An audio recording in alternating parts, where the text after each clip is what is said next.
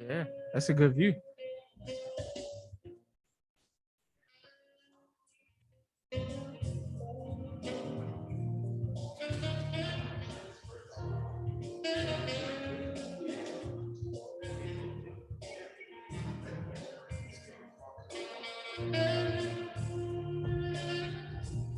Can you hear me, Doc? Can you hear me? Can you hear me? We good? Mic check. Oh, mic check. Mic check. Mic check. Mic check. Mic check. Mic check. Mic check. It's a mic. Can you hear me now? It's better? Okay. Okay. Okay. Mic check. Mic check. Mic check.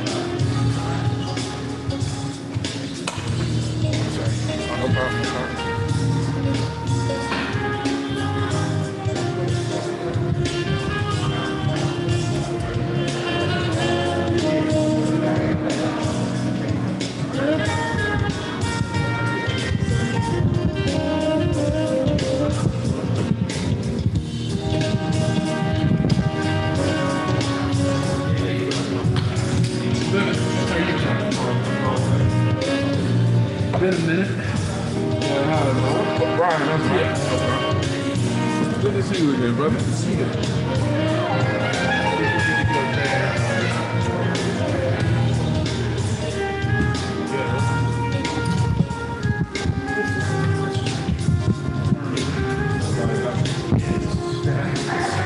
Mr. Scooch.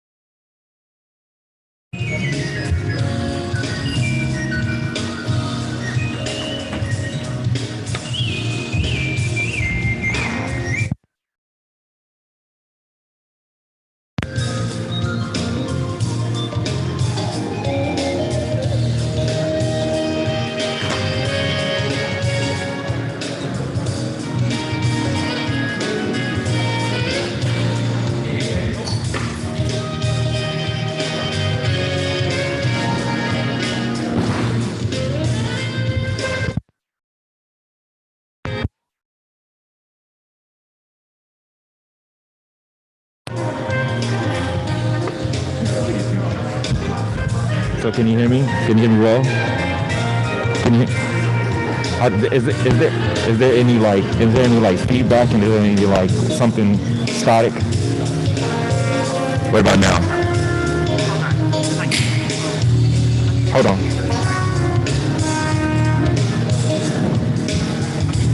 No, can you hear me? How does it sound? Sounds clear? It sounds clear? So there's no static?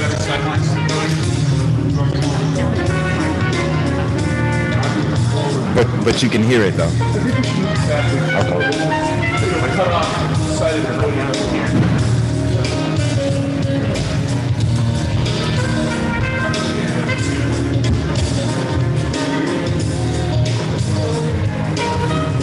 You think it's enough room for people to walk past?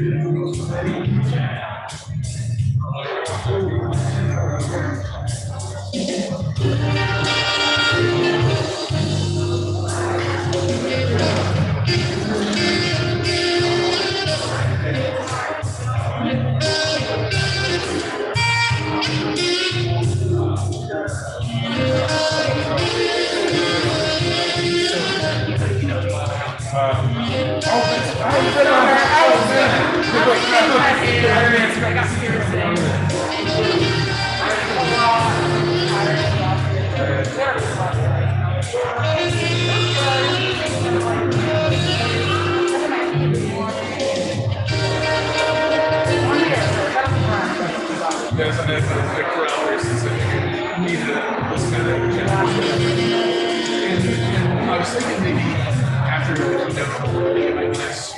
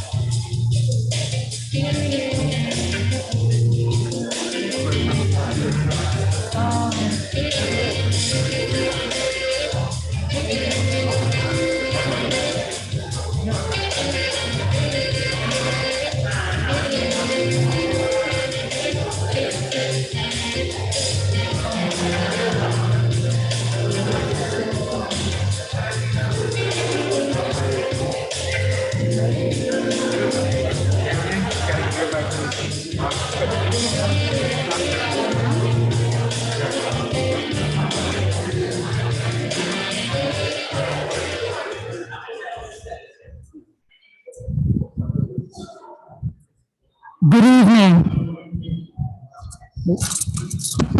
You're not on.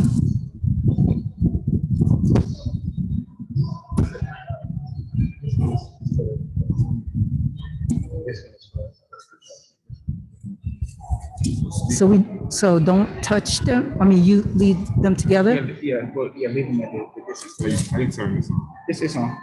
It should be on. I turned the volume on. Okay, got it.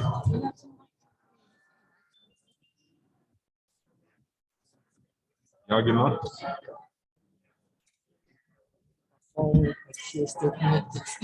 Yeah, correct.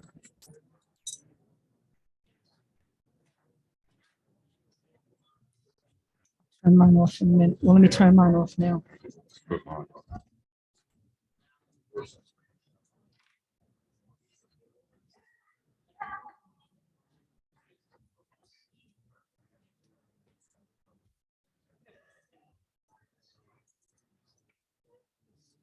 Ready? Yep. Let's do this. Good evening. Evening, everybody. My name is Shafia Mbalia. And my name is Ngaza Samora Laughing House. Good to see y'all. We wish to welcome you all this evening. We thank you for coming out in this weather. We thank you for your patience. And we are very humbled that you are here this evening. We're going to start first with our call to unity with the Black National Anthem, led by the Fruit of Labor Singing Ensemble.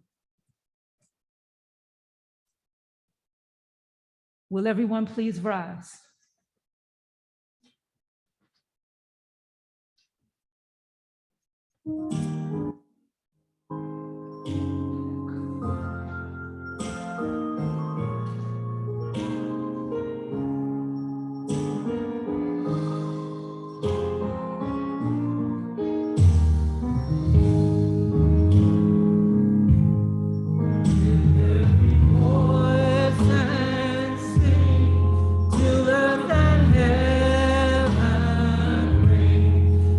With our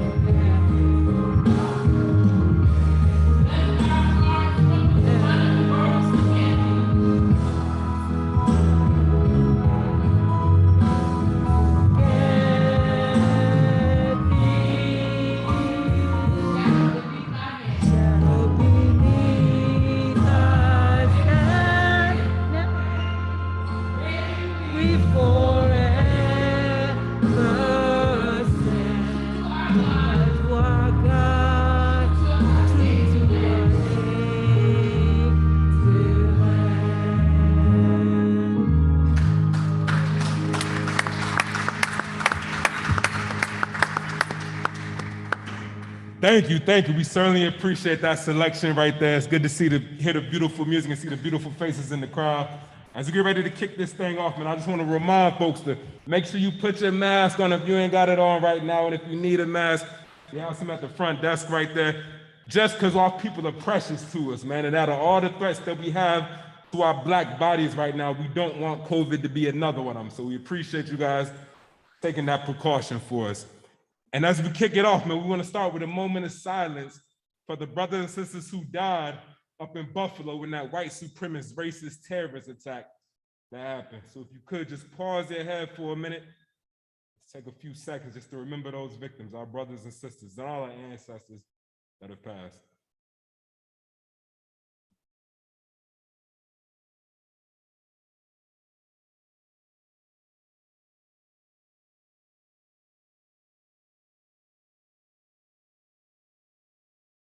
Ashe, thank y'all for that. Sure.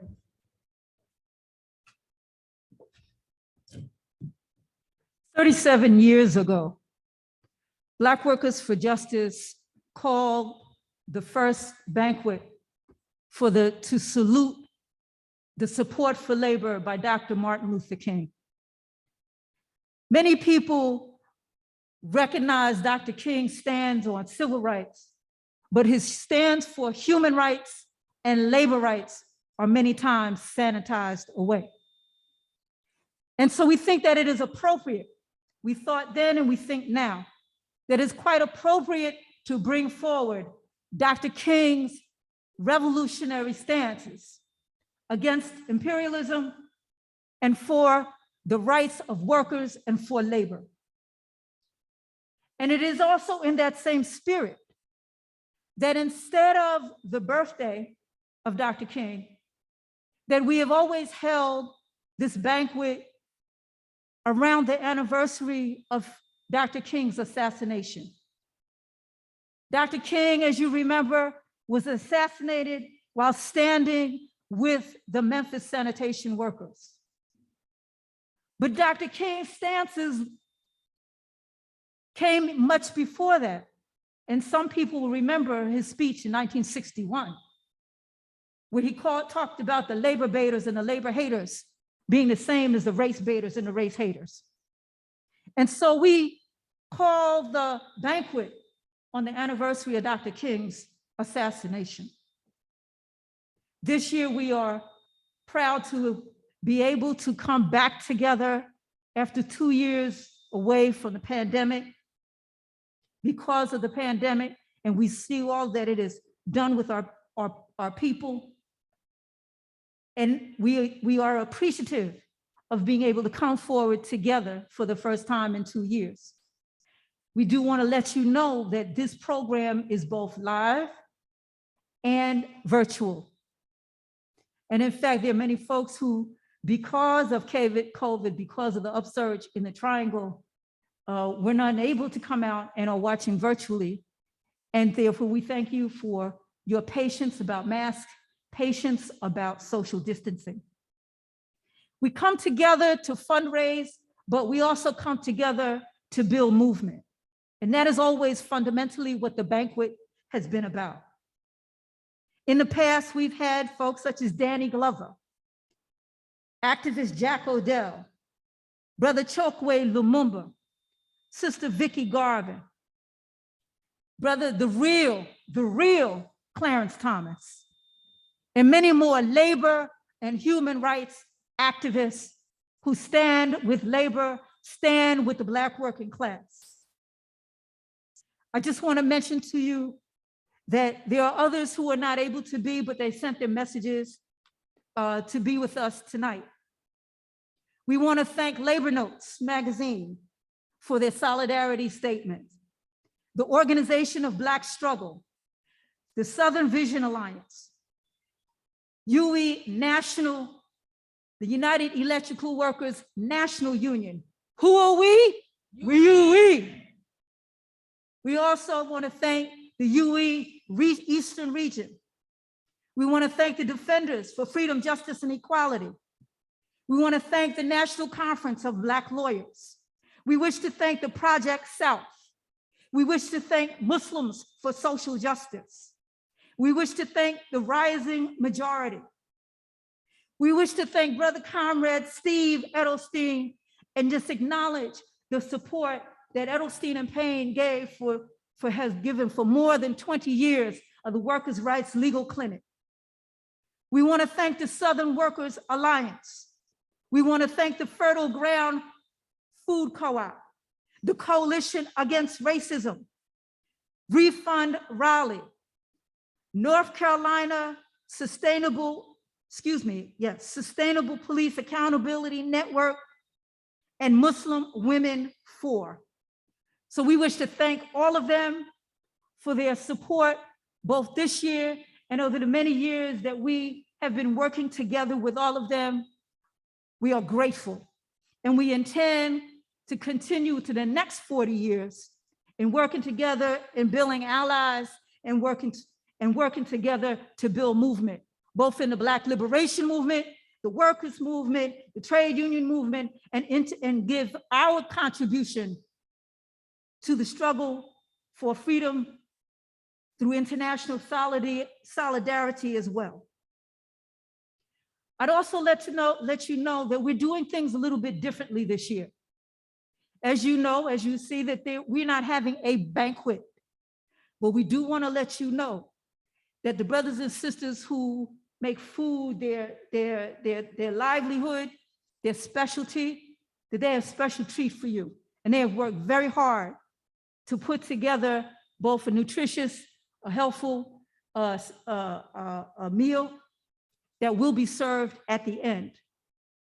We do have, for those folks who may need to eat something and cannot go for the entire program, that there are some snacks in the back, and you can, just move back to the back and they will be sitting some things out for you just in case you really need to have something. So we were thinking about the safety and the comfort of our brothers, sisters, comrades, who joined us today.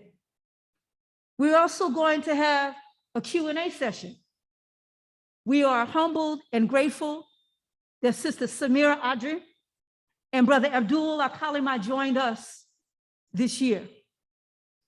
And we will have time, so think about it, for some Q&A about the topics and the issues that they raise.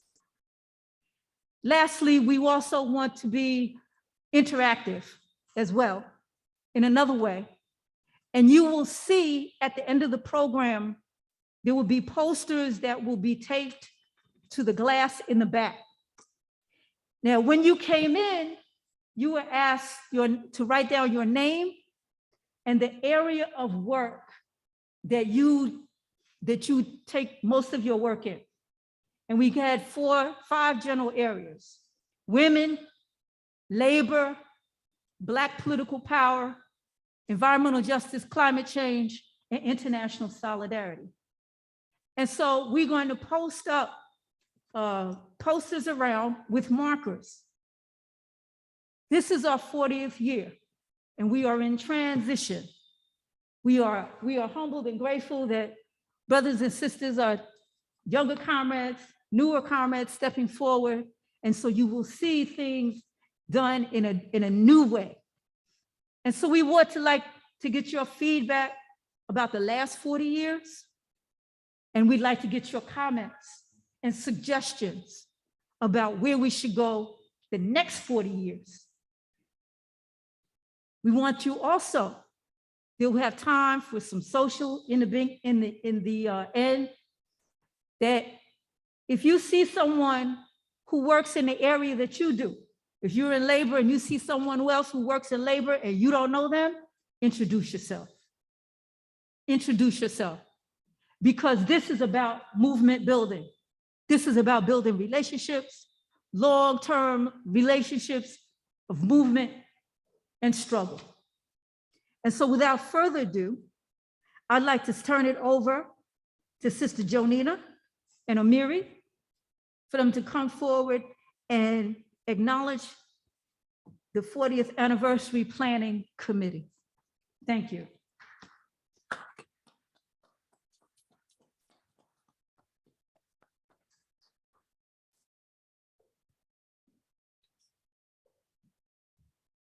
Good evening.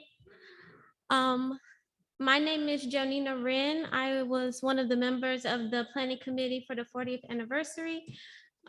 We also had our chair, lead person, a lot of the manpower, Ajamu Amiri, Dilhunter. And then we had Bobby Jones out of Goldsboro. We also had Aganza Samora right here. And then we had Chris. And then we also had Ashaki, and she is virtual. And so we worked together. We had a couple of meetings, and we have planned this program for you to be safe, but also for you to get back out here, since it has been 2 years since we had a program. One thing that we wanted to make sure that we keep the program going, and as Shafia mentioned, we are young, part of us were young, but we also had Ashaki, who has been active in the program for a long time, and she gave us a lot of feedback so that everyone can enjoy. We can have some young, trying to get more members who are young in the workforce now to come and join, and we plan on continuing to work on that. And while I'm waiting for, okay, here we go. Sorry, I was trying to kill time. We have these beautiful, to honor the 40 years that the organization has been going, Ajamu has done a lot of work to honor all of you. He has worked very hard on a video, this entire program, and also these beautiful framings of the posts, the banners, and he will not talk about it. Thank you, Sister Jonina. So what you see to my right, and if I have it right, your left, you see banners. They're framed, and they're not just framed for the sake of history, they're framed because the younger generation of Black Workers for Justice wanted to make clear that we're not just framing banners, we're framing and wanting to preserve an organizing tradition that we seek to move forward for the next 40 years. So those banners there are a commitment to the struggle ahead, to the next 40 years. And as you see them, these are only just an introductory to the many struggles that we have to learn from Black Workers for Justice. So for the veterans out there, those who related to the work over the 40 years, these banners here are a commitment to the path forward. So if there was ever any doubt or any concern what the next 40 will look like, or who's going to take on the mantle, we want to assure you that things are in good hands. We're grounded in what these struggles represent, the lessons that came out of them. We're eager to study and learn them. And so we wanted to present the Black Workers for Justice, all members who've been a part of it from different iterations, supporters, with these historic banners that will live somewhere relating to BWFJ's work. And so next we have a special video that we would like to show. Give me 1 second.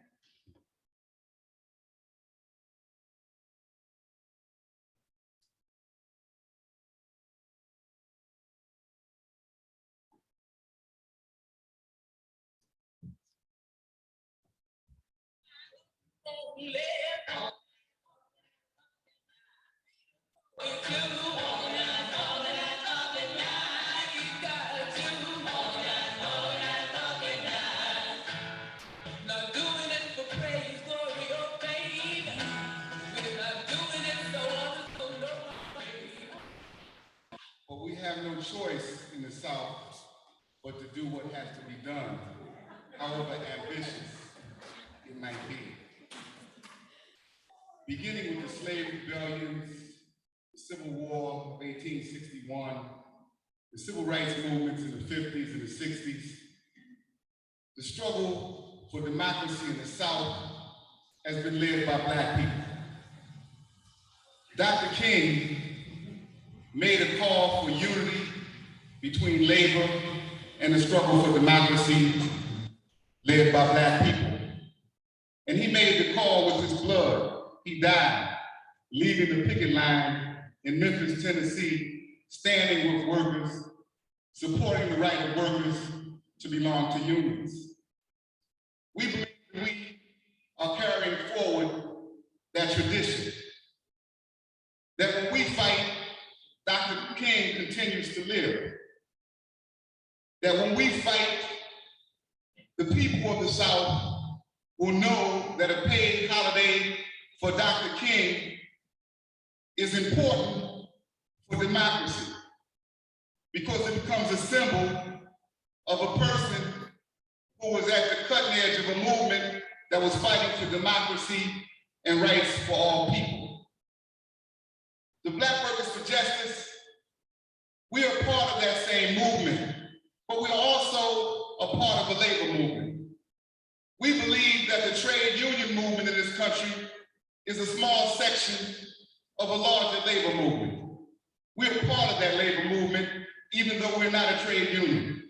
We're organizing workers at the workplace in small committees, fighting for rights on a job, fighting for a decent standing of living, linking the institutions that we frequent every day, the churches, the community-based organizations, to that struggle.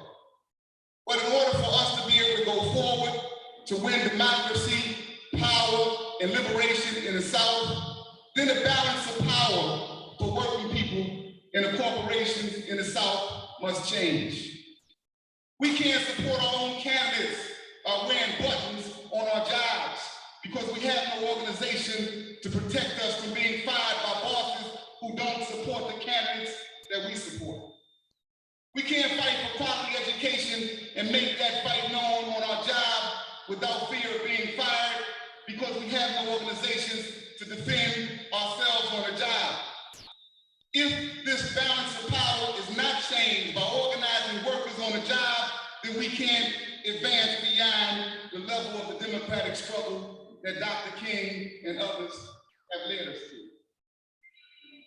The visionary for the true labor has been Adam Durrett. Peace and blessings upon him. As you know, he was a founding member of BWFJ and also a person who had a wealth of experience, particularly in his cultural part. So Brother Adam tried to say that without a cultural component to our movement, to our organization, that we would not be able to somehow sustain the fighting spirit that we needed for this long democratic struggle. One of the things that is different from understanding is that we grew out of an organization, a mass organization, a movement that was no longer here in the South, particularly in North Carolina, specifically in North Carolina. And we get our direction from that organization.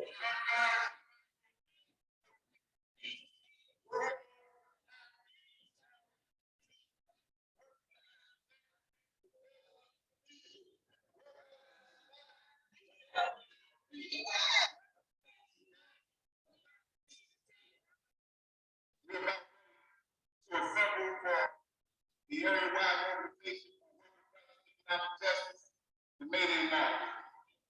We've had a couple of leaders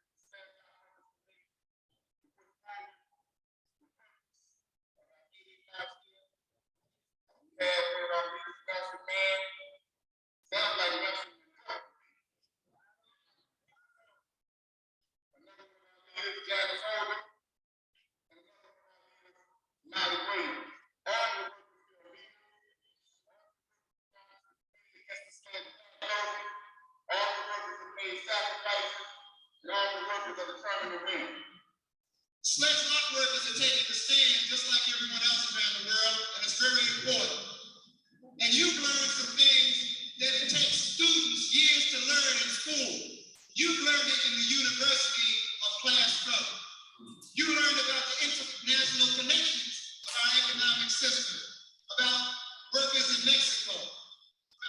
Women's Commission, I spent quite a bit of time too organizing plants that were majority women. And that took place in Rocky Mount. There was the Rocky Mount undergarment plant that they sewed and made underwear for Victoria's Secret. We would go to the plant early in the morning because, you know, a worker came and said they were having problems, you know, whether it was around race, but a lot of it was around sexual harassment. So what we did, we got up early, like to hit the first shift, you know, get there at 6, and we started passing out leaflets. We find out as we are more consistent, then, you know, people have a greater response. People come back and they've asked about leaflets, they come ready for us now.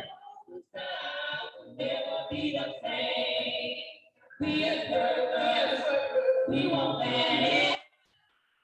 On the fairness campaign, we as workers, we maintain. Growing up in the South, you know, it's sort of like the plantation instinct y'all keep going because, you know, even today in 1991, you know, the workplaces were trying to keep the workers and go to a field in slavery. The goal of the Workers' Want Fairness campaign is to build and drive those labor movement in the South. To make it feel a dynamic effort to support workers struggling on the South Shore to change their conditions, beginning to educate the whole community about the importance of trade unions. Even just a few, we can't be discouraged. We got to keep on organizing. We got to train ourselves. You know, we got to become the leaders of our people. I'm not walk around with bags on the shoulder, bragging about, you know, how we have, how well. I mean, truly, the one who love our people, the one who prepared to make the greatest sacrifice for our people, the one who prepared to burn the midnight, plan, you know, and encourage each other to go forward. The leadership of our people, and that's what black workers have to do. You know, old black workers, young black workers, women black workers, men black workers, you know, we all got to work, loving ourselves, you know, have confidence in ourselves, organize ourselves so we can become leaders of our people. And I think that we're going to realize the kind of old liberation and power that just keep our eyes, you know, on the prize, just keep on going.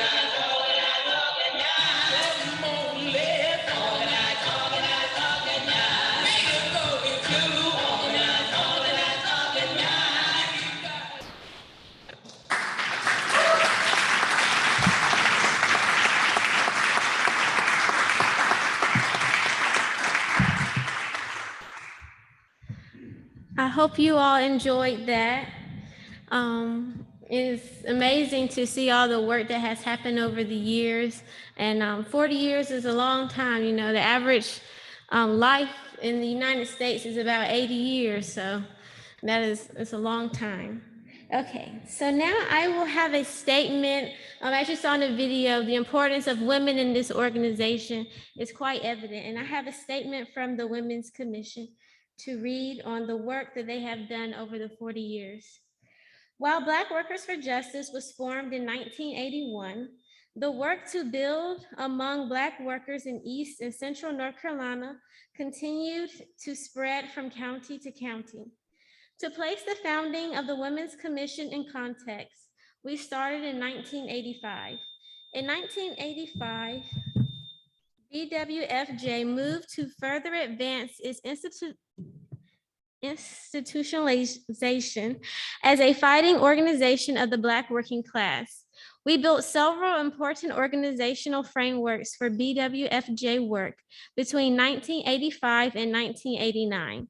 They included the Abner Berry Freedom Library and Worker Center, transforming the Justice Speaks newsletter into a regularly published monthly newspaper, the Women's Commission, the Trade Union Commission. The Women's Commission was organized to bring the consciousness of the specific oppression of women into the developing Black working class consciousness of BWFJ. We learned that class consciousness and the fight against oppression will likely not develop on its own. It must be fought for and organized. We recognize that not only is the US system capitalistic and imperialistic, it is also patriarchal. That is, it oppresses women in particular ways. Women suffer inequality, unequal power, sexual harassment, unequal pay, battering, rape, and many other forms of injustice in the workplace, in the community, in their homes, and in society overall.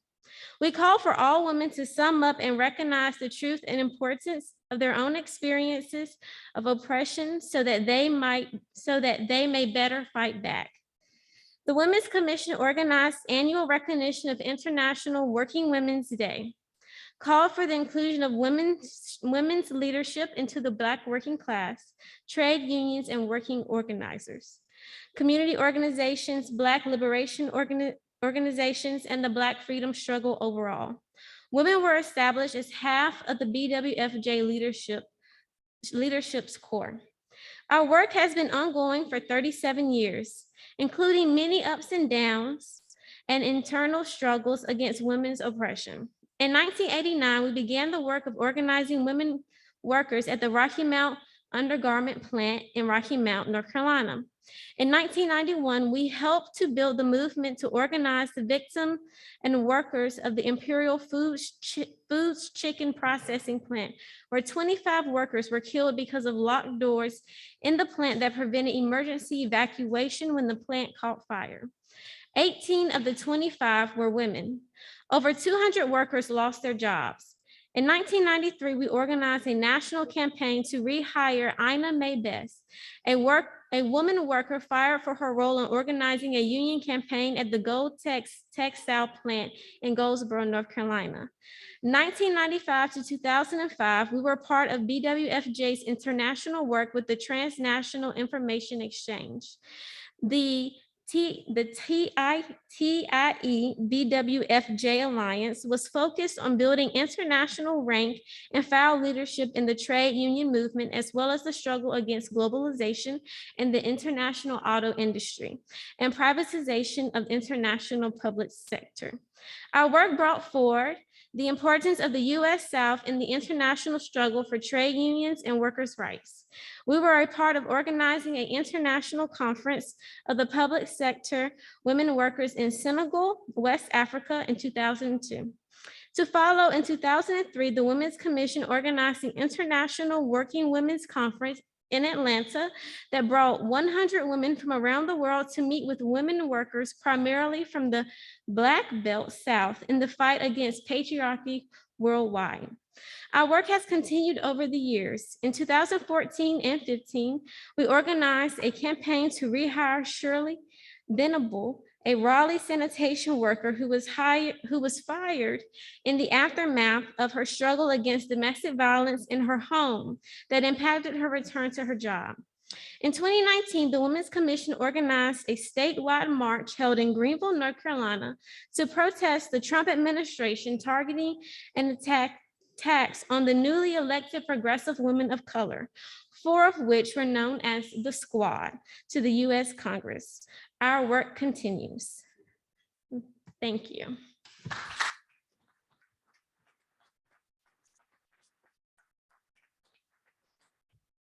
Yes, indeed. Thank you for that statement, sister. And I'm gonna go ahead and I'm gonna call Brother Bobby up here to talk about our organizational focus for the next 40 years. And as he's coming up, I just want to say, man, it's beautiful in that video we just saw, Brother John. Thank you for that right there. You know, watching that video, most men, as we get older, we start to lose our style and our sense of fashion. But it's crazy because Brother Jamu found his as he became a grandfather. Man, he looks so fresh in there. Give it up for that. And I saw the video, man, my pops 40 years ago doing the same 2 steps that he does today. You'll probably see him on stage doing it right here today. So we appreciate that. Brother Bobby, come on, do your thing, man. I appreciate you, brother. I just hope I can maintain my style like that. Commemorating the Black Workers for Justice 40 years of organizing and learning from the Black working class in the US South. We want to welcome members of Black Workers for Justice, workers and community activists, allies, and supporters to the program today, commemorating the Black Worker for Justice 40-year history of organizing in the U.S. South. The COVID-19 pandemic forced us to require safeguards to protect the in-person participants in today's program. However, the escalating attacks on basic workers' rights, women's, community, and immigrant democratic rights, intensified by the organized and armed racist killing of Black people, made the holding of this in-person Black Workers for Justice 40-year commemoration a needed venue for a call to action to get back to the workplaces, communities, and the streets to organize and mobilize. The South is a critical region in the US and global economy. Its military-industrial complex and is shaping the political directions of the failed and racist system of US democracy. The US South has a particular history in the development of the US system of capitalism, white supremacy, women's oppression, and global domination. It is where the majority, 58% of Black people in the US live, where labor, especially of working class women, and the most exploited and the least organized, and where Black, Indigenous, and Latinx communities are the most underdeveloped and the most vulnerable to the impacts of climate change. Some of the millions engaged in the spontaneous Black Lives Matter uprising across the US over the past 10 years, further outraged by the televised brutal police murder of George Floyd, must be won to the long-term organizing and building mass basis of transformative power in the South. Black Workers for Justice has prioritized the following main areas of concentration for member engagement: organizing rank and file workers at the workplaces into social movement unions, organizing against environmental racism, injustices, and climate change, organizing local mass bases for transformative Black political power, organizing against women's oppression, patriarchy, organizing a South-wide framework of building a workers' movement and promoting workers' power fight back program, organized to help to end the fragmentation organization's forces in the Black liberation movement, organizing a university for education, training, and developing work-class Black and oppressed worker and community organizers. We have no illusion that Black Workers for Justice alone can populate and politically develop these areas of work.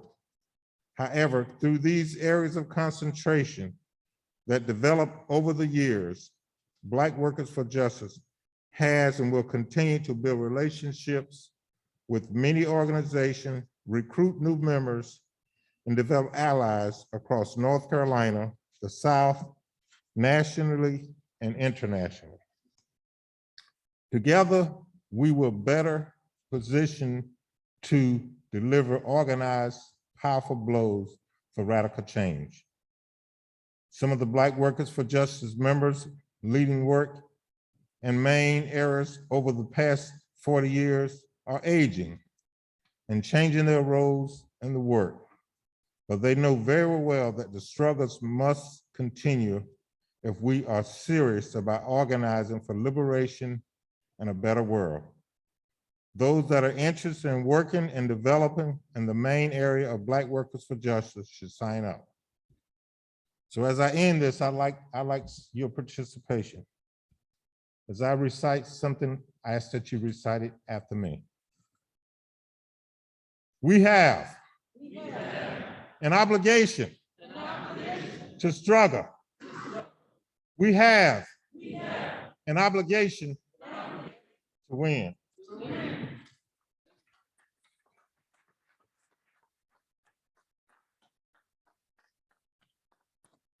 Yes, indeed. Thank you, Brother Bobby. And now we got a real treat coming to the stage. My brother D Noble, he's going to drop some work on us. It's going to be outstanding. So we got a cultural presentation coming up by my brother. And I say it's been about 13, 14 years since the last time the brother came to do a banquet for us. And people remember how far it was last time. So we thankful that you came back to us now, man. Y'all go ahead and give it up for D Noble while he make his way up here.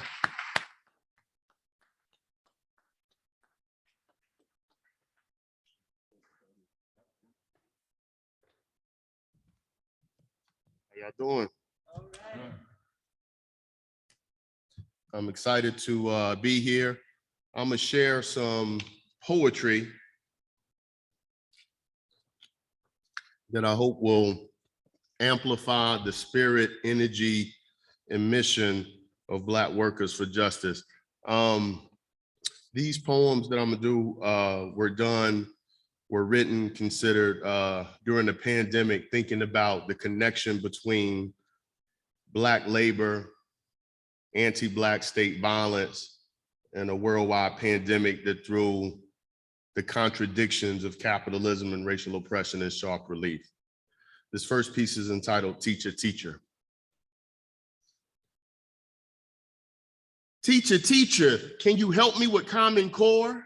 I know 2 + 2 is 4, but when rent is $625 and the utility cost another $113, and my mama's hours got cut to 20 and she only makes $8.15 per hour before taxes, I don't think this math is adding up. Why is there always so much subtraction? Why can't she ever pay a whole bill? The 1st and 15th are filled with so many fractions. Teacher, why must your check be divided to pay for school supplies that the school never supplied? When it comes to our district, how comes funding never gets multiplied? Remember last year when you and Miss Hyde said y'all were marching for us and wearing red for Ed? Is that kind of like what my aunt did when she said that she was marching for Breonna Taylor when those cops shot her in bed?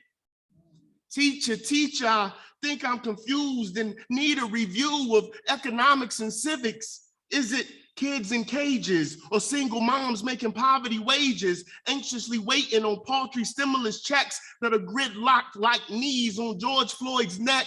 Is this really the land of the free and the home of the brave, where food deserts are rampant for descendants of slaves? Hungry and homeless children packed tightly in Title I buildings with metal detectors and SROs on each hall, failing HVAC systems, toilet paper every other stall. Miss Jones, I know I ain't passed last year's EOG test, but that don't mean that I'm stupid and belong in ISS. I appreciate you saying that to Principal Smith. You stood up for me. I ain't mean to fail that standardized test. I didn't mean to get you fired. I really tried my best. Teacher, teacher, what's the substance of the American dream?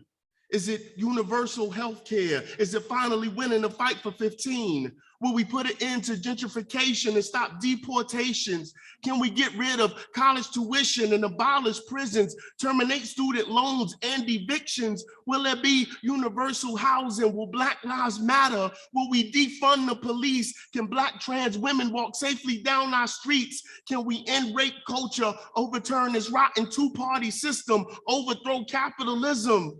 If the answers are yes, then teachers stand with us, because there's a war going on outside no class is safe from. Our class must win.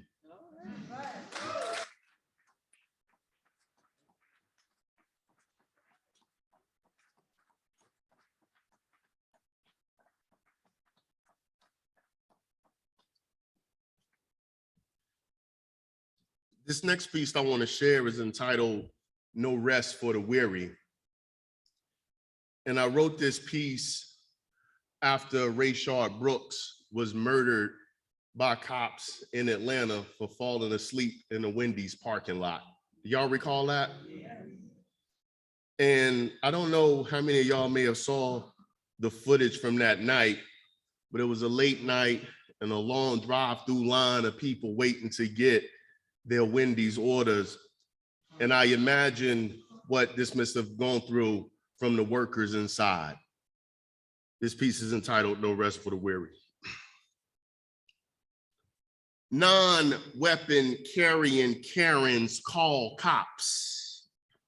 Deputize white women weaponized through tearful lies and performative cries. Insolent index fingers find the numeral 9, 11, call 12, 13th, thrown in cell, only to get released like Ray Shard, awakened at Wendy's. No foe for foe, but 3 shots to go until you lie and leaking on an asphalt flow.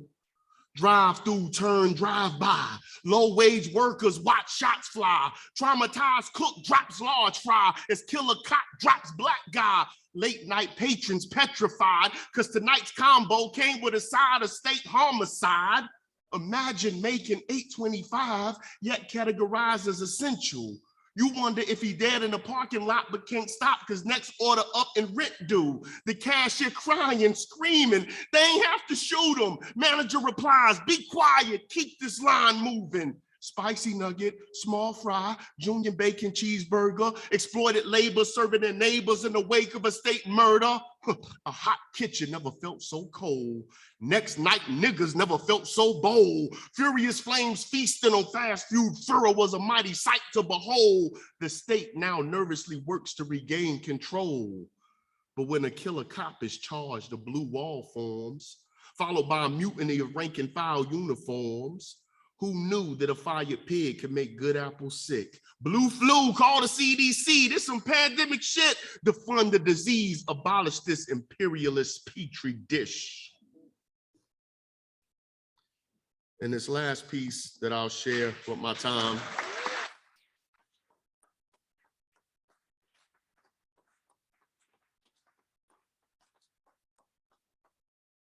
This last piece is entitled, The Last Time I Daydreamed at Work, or In My Father's Name.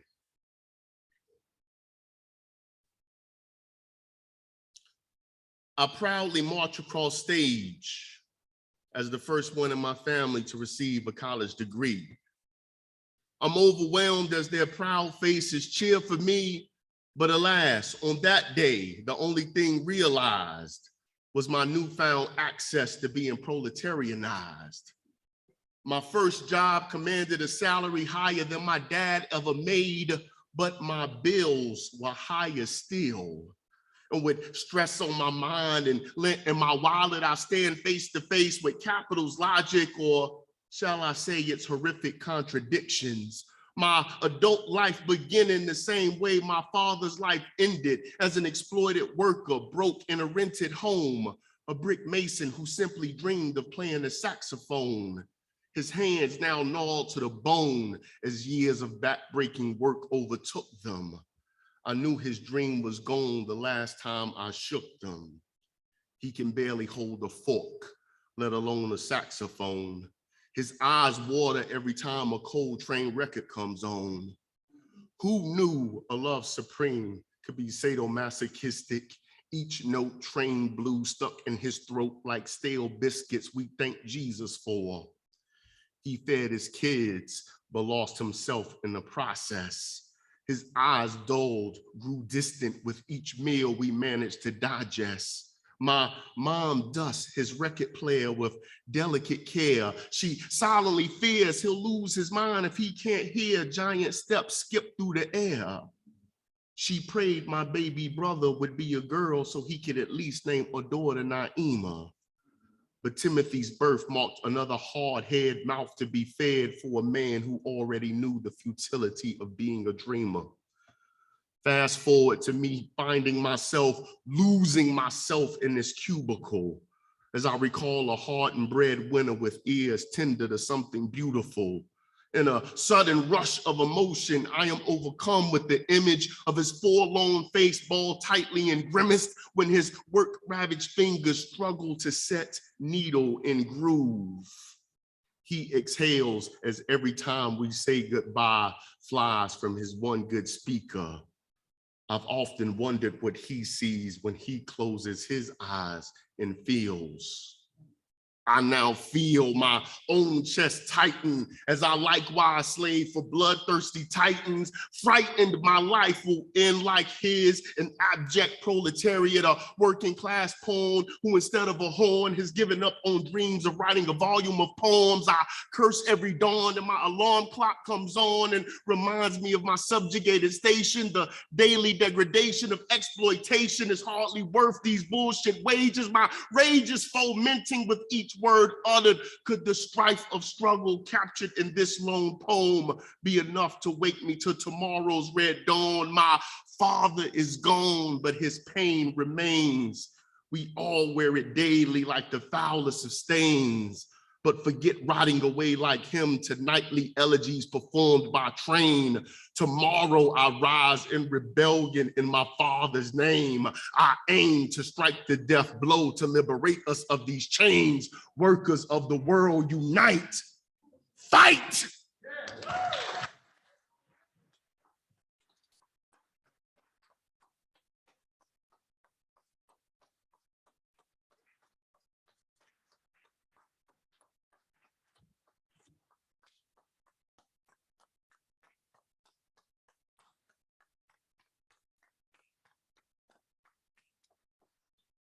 Culture as weapon. Give it up some more for Brother D. Noble. Brother, we were so excited when we heard that you were coming back and joining with us, and we are not disappointed. So we're coming up forward with our keynote speakers, and we're going to bring Brother Ajamu Amiri forward so that he can introduce Brother Abdul. I'm sorry, the other way around. I'm sorry. You're doing Samira. I apologize. Brother Ajamu Amiri is introducing Sister Samira Andre. And after Samira speaks, then Brother Abdul Al-Kalimat will speak, and he will be introduced by Brother Chris Hollis, Southern Workers Assembly. And then we'll open up and have a Q&A discussion that Brother Ajamu Amiri is going to coordinate. So Amiri. I have the honor of introducing my sister, comrade, and friend, Dr. Samira Audrey, who was born in Ghana and moved to the US when she was 9 years old, and then did her undergraduate studies at Fisk University. And while at Fisk, she was mentored by comrades from the old guard who had been a part of the movement in the 1960s, participated in Freedom Rides, and there she participated in political activities. And once she graduated from Fisk, she took a bold leap and went to the Latin American School of Medicine in Cuba to study and graduated in 2020 during the pandemic. And I first saw Samira. I didn't meet her. I saw her. She was speaking at an anti-imperialist conference in Cuba. And, word had went around like, oh, a US student who's studying at Elam is speaking at the conference. So I watched it. I said, oh my goodness. I said, if this is what physicians look like coming back to the US, we're gonna be all right. We're gonna be in good hands. And so as a graduate, after she graduated from Elam, she instantly went back to work for IFCO, Passive for Peace, and has been hitting the ground running ever since, coordinating the Latin American School of Medicine Scholarship Program so other students can study. And so this sister is sharp, grounded, and loves her people. And so without further ado, let's please welcome Sister Dr. Samira Audrey.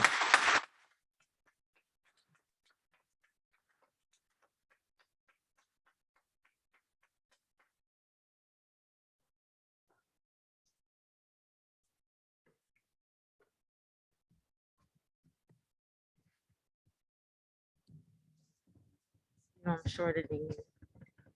Oh, thank you. That's right.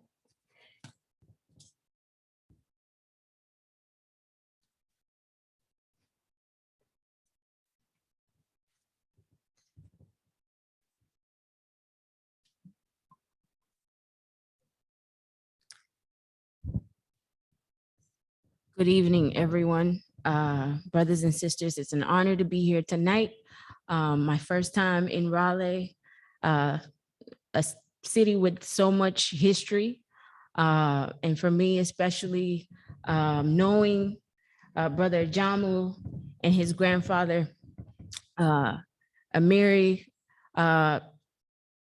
it's been an experience that, I didn't know would bring me here today, but I remember speaking to North Carolina brothers and sisters virtually for the first time. I believe it was in 2017, after Hurricane Florence had ravaged some communities, and I had been invited to talk about disaster preparedness and the response that our communities and our folks needed in order to mitigate these natural disasters that would continue to occur.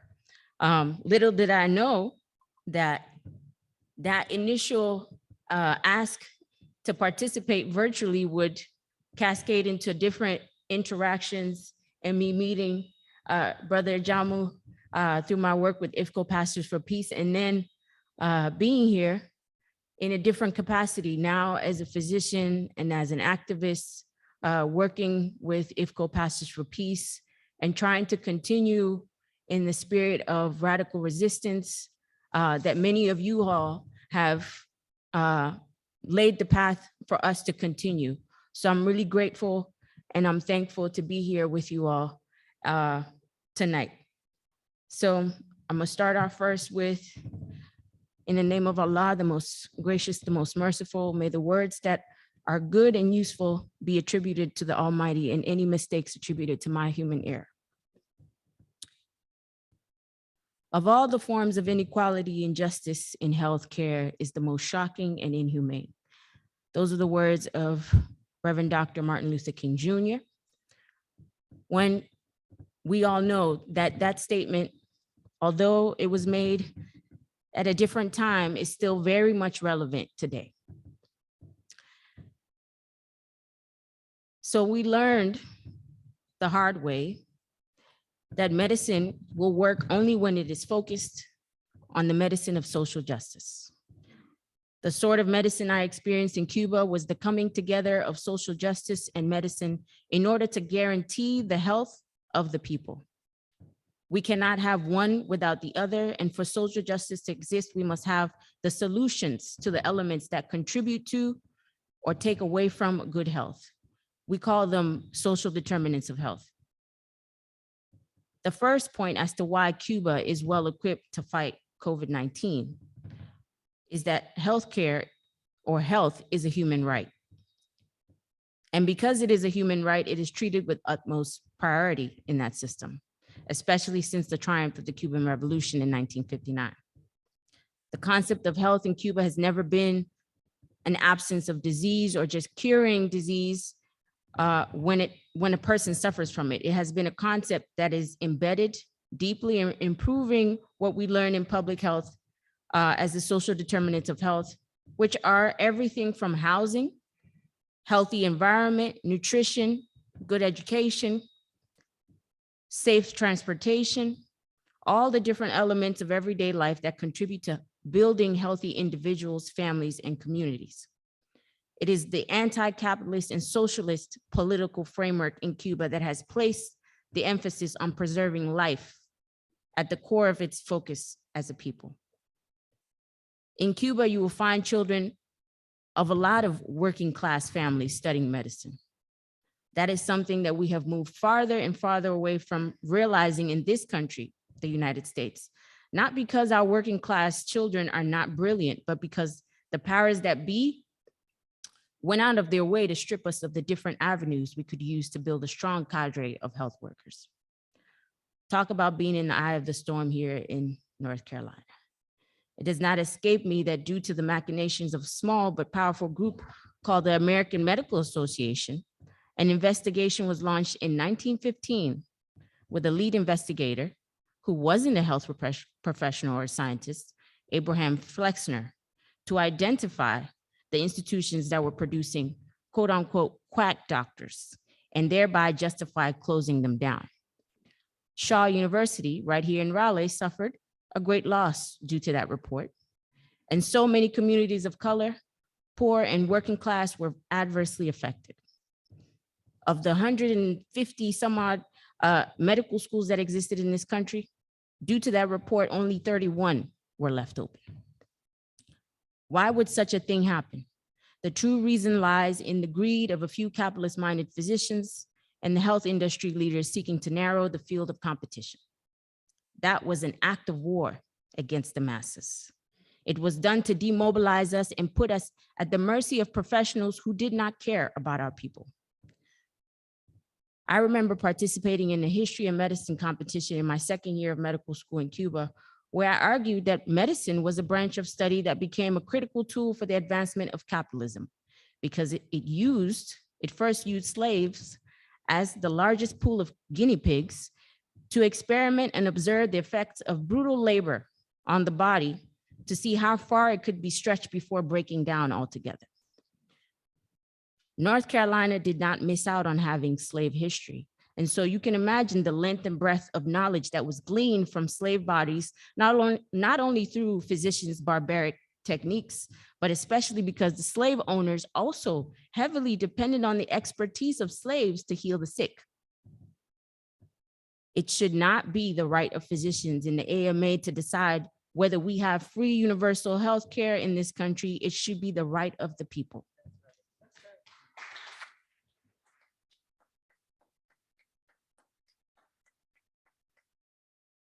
So we cannot afford to be complacent or afraid of talking about health, and we need to start doing it in our homes and our communities.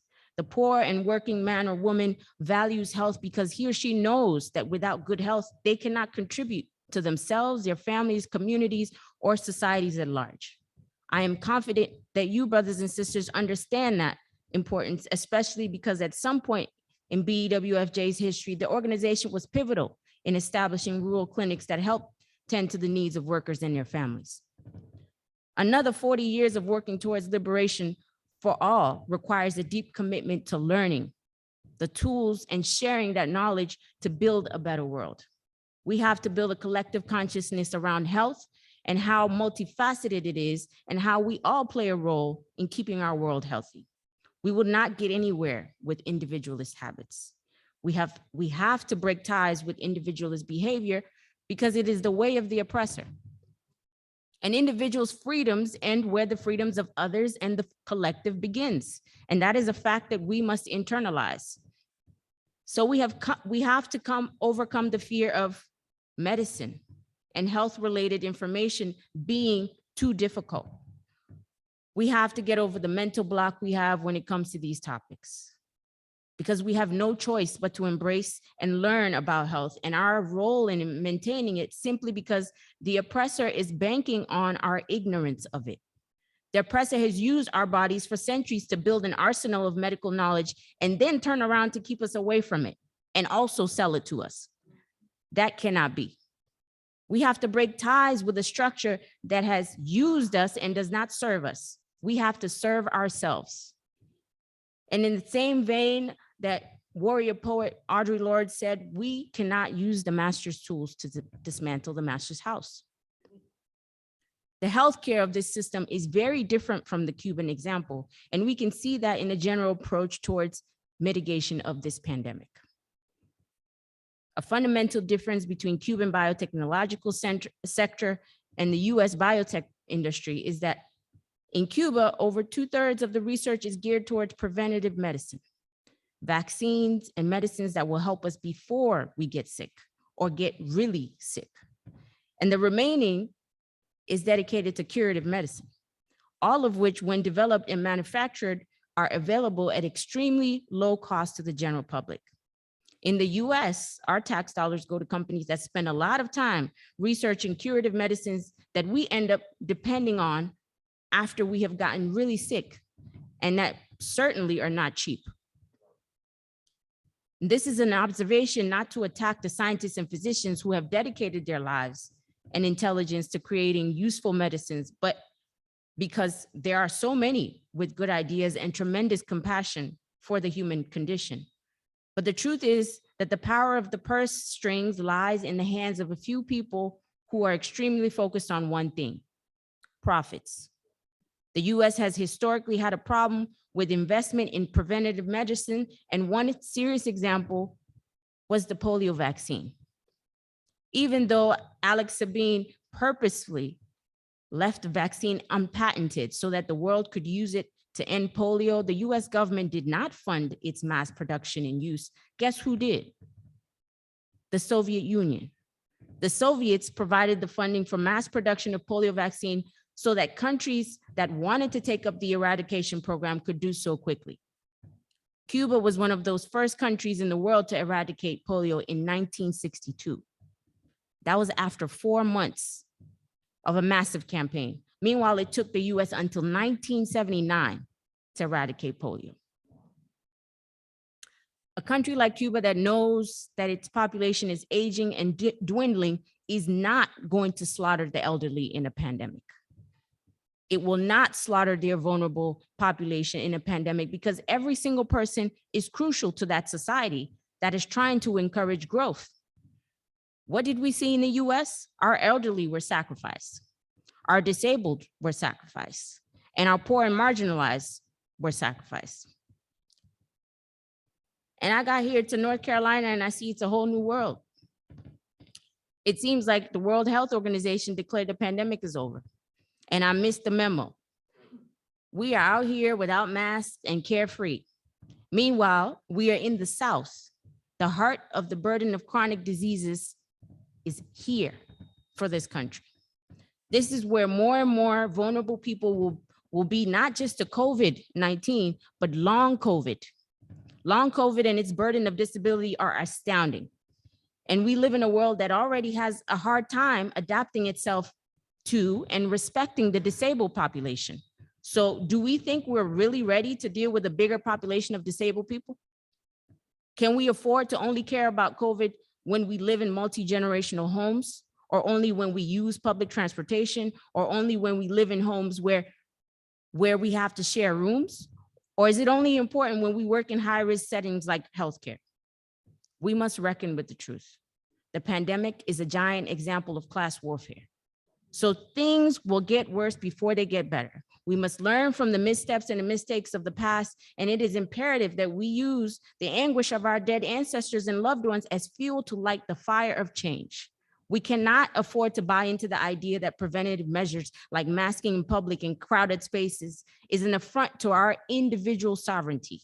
In fact, if we want to talk about attacks on sovereignty, the ability to be healthy in every sense of the word in order to contribute to our families, communities, and global village is the real evidence of violations. When I say health, I'm referring to the right to safe space and environment, a right to good education, a right to good public transportation, a right to easily accessible good and healthy foods. That is the measure of health. And the fact that we lack all those elements is the real attack on our sovereignty. That is the real attack on our human right to live. One glaring example is the recent shooting, the massacre in Buffalo. What infuriates me even more, aside from the fact that this racist white supremacist terrorist decided to take the lives of innocent people, is that that grocery store had to be a result of an over a decade fight for people to have a grocery store in the middle of a food desert.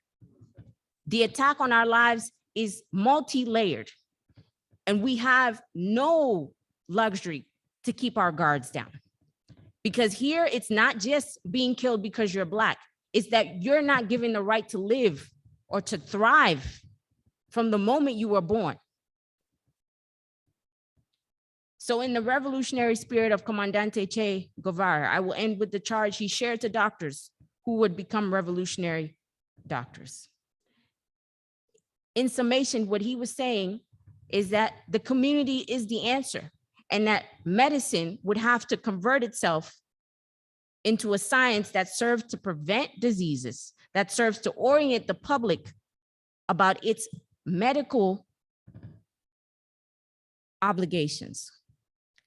And that only would medical professionals have to intervene in extreme cases of emergencies that would require surgery, or some that would escape the characteristics or the necessities of the common man. He said that medicine would have to be in the hands of the people. And that is the charge that we need to understand, that we cannot rely on people who have historically neglected us. We have to depend on ourselves. And so my role, and I hope that the role of many others who have studied medicine in this new generation, would not be for us to sit on a high pedestal and tell you what you have to do. We have to glean from the knowledge that you already have in order to maintain the health of our communities. But the community has to be a part of the answer. The community has to play a role in answering the questions that would promote health. It's not a top-down measure. It is an act of solidarity. It is not charity. It is an act of solidarity for us health professionals to sit with our elders, to sit with our friends, our brothers and sisters, and really come to what the objective for us is to save our lives. And how we're going to do that, we need to come together to talk about. Our health cannot wait. Justice cannot wait. We must struggle and we must win. Hasta la victoria siempre.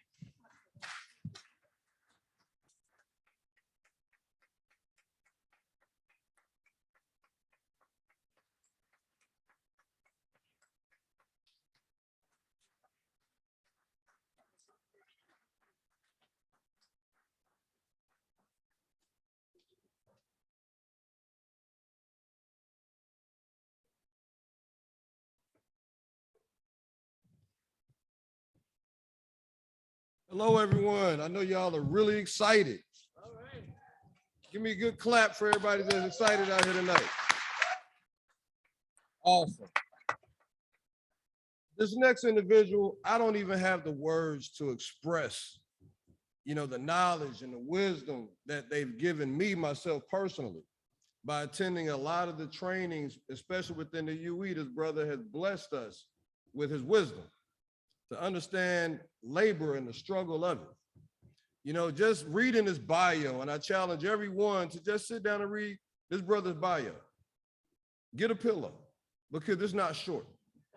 We're going all the way back to the history, of the movement, and looking at the history, this rich slave history of this brother's extended family, how they had the Underground Railroad to help slaves.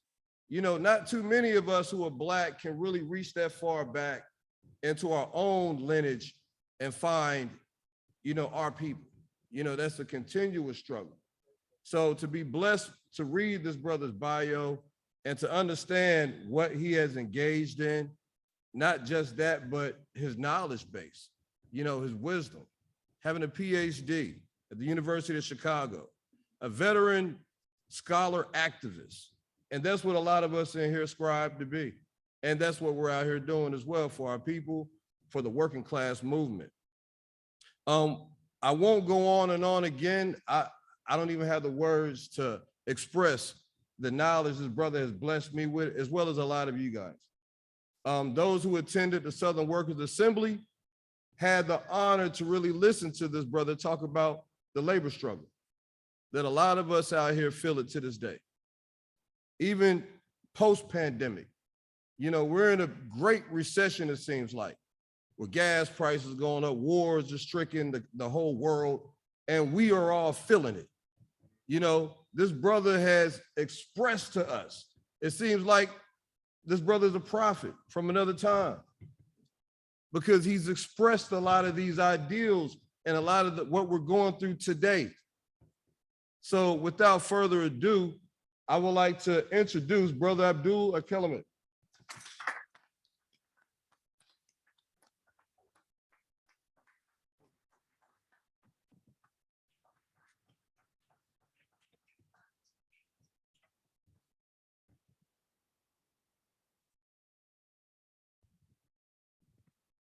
Technical difficulties should be dealt with.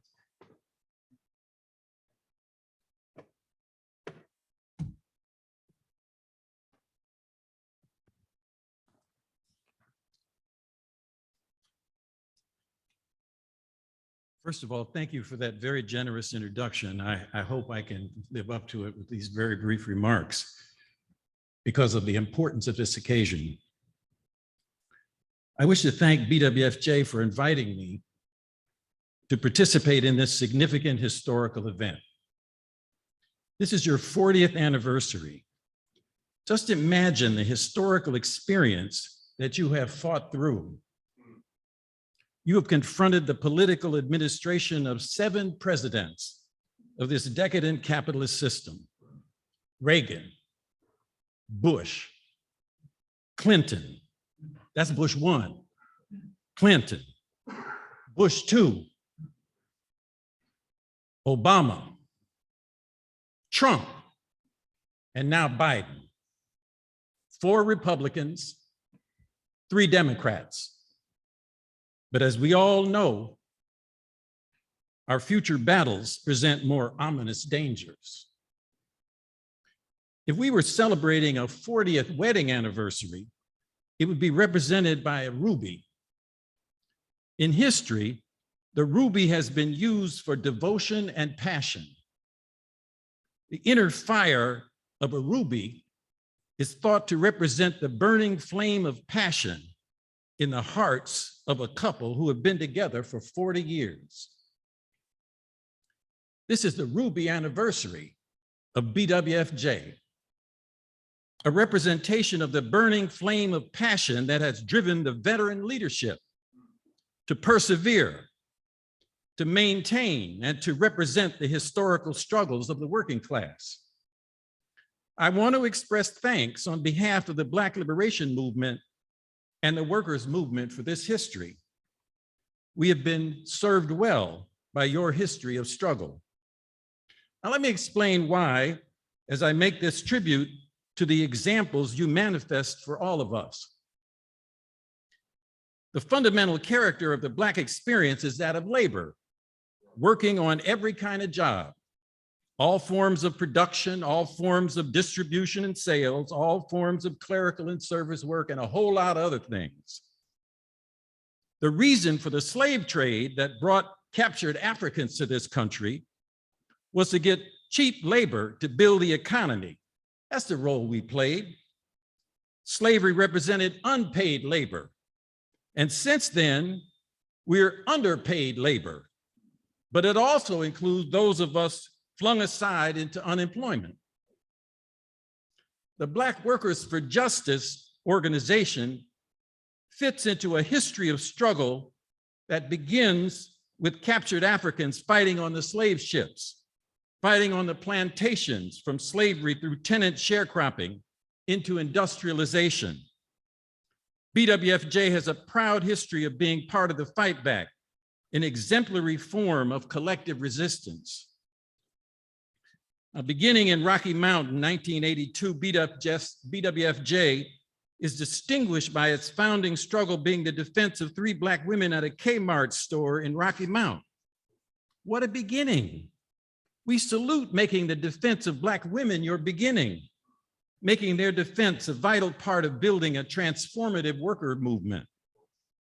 Another important aspect of BWFJ history is that it has been sustained because of a transgenerational network.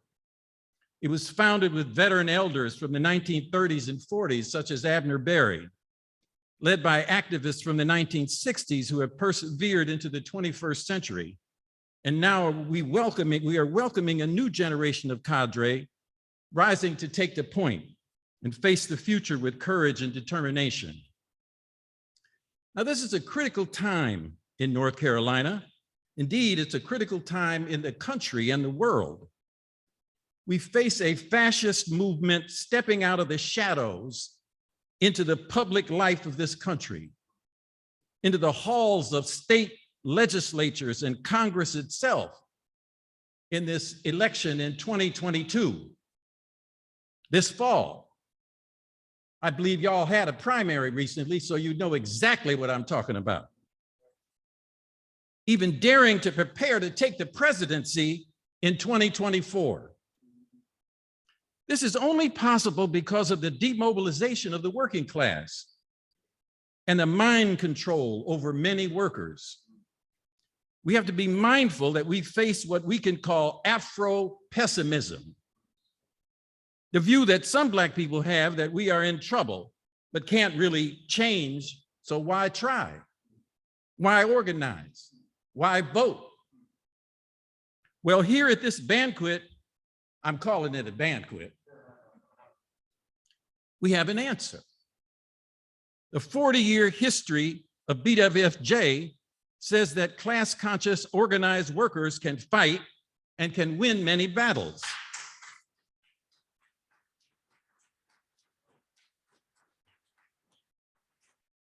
You have proved that fighting back works.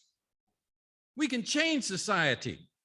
Indeed, the most important change is when workers change themselves and embrace self-respect, optimism about our struggle, and a self-image on which to build a solid foundation for family and community.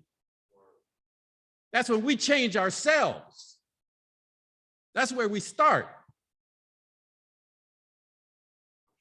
At this moment, there is a great class polarity as the rich get richer and most of us lag far behind.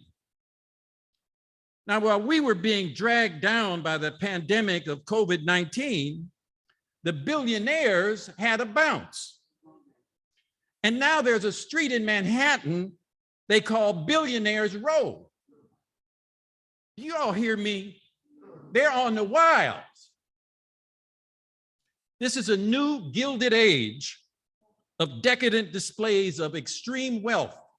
They even have Black people performing this extreme wealth in our faces on TV. And many of us applaud them and don't understand the relationship between them and us. Okay. Now, while I'm here to celebrate the 40 years of BWFJ, I got to speak up, even risk outing my welcome by saying something about the challenges you face. 40 years of history are mainly of value as they help us face and transform the future. The fact is that BWFJ used to be a leader in ideologically and politically leading a leap in consciousness, setting the stage for organizing a social justice labor movement, most notably UE 150 and other independent organizational forms, alliances, and united fronts. But that's the past. There used to be a newspaper, Justice Speaks. There used to be a bookstore, Freedom Books. Then there used to be a weekly radio program, Justice Speaks Radio. BWFJ took the lead then, and now is faced with a challenge to reclaim that leadership today. It's a new time, needing new technology. But the main thing needed is a reborn rank and file, basic members that know that they are the ones who will get the work done. That's what we need. In the face of this fascist threat, we need BWFJ to follow the ancient African Sankofa principle, which means to go back and look at the history to learn from it so we can go into the future. The Sankofa principle. To find the vision and strength to dare to take the leadership today, now. We need this now more than ever before. This is not a challenge for the leadership as it is a challenge for the rank and file, the basic membership of BWFJ. We need you to step up because the January 6th fascist attack on the White House was a dress rehearsal for what's coming. Not in the sense of the same form. They don't come the same way every time, but they're gonna come with the same goal. Now let me end by making 3 points for the immediate future, all based on the glorious 40 years of BWFJ practice. and I'm gonna ask you some questions and I might want to hear an answer. First, the revitalized BWFJ can be a foundation for the Southern Workers Assembly. In part based on BWFJ, the Southern Workers Assembly is a South-wide organization building unity for a workers' movement. Now, some BWFJ activists are involved, but that's not enough. We need your collective leadership, especially at the local level of building workers' assemblies in each city aimed at uniting multiple local workplace committees engaged in struggle. This is what 40 years of experience can and must do. So my question, are you ready for this? Can you do what must be done? Are you ready? Second point. The revitalized BWFJ can be a megaphone for the SWA Workers Program. Now, you have a history of fighting plant by plant, strike by strike, petitions, speak outs. Now we have the SWA developing a workers program, a set of demands that can unite all of us all over the South. And by the way, when the South moves, it impacts the entire country. Now remember, Amazon, the Bessemer struggle set the stage for the victory in New York.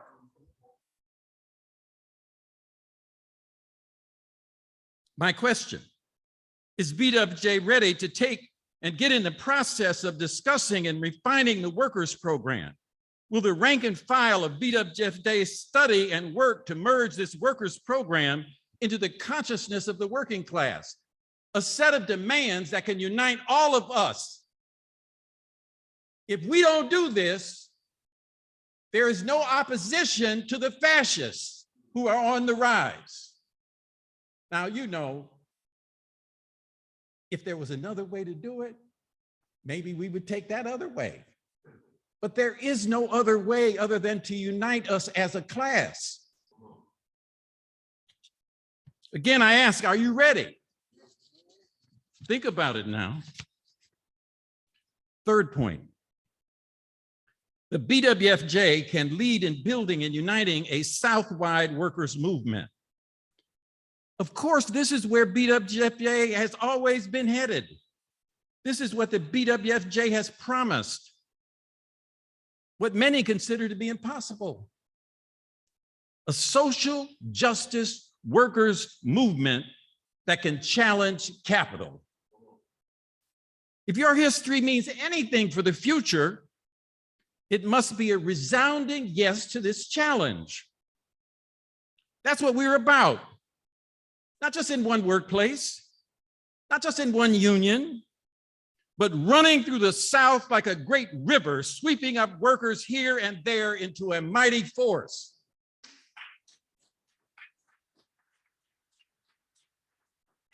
Long live the BWFJ.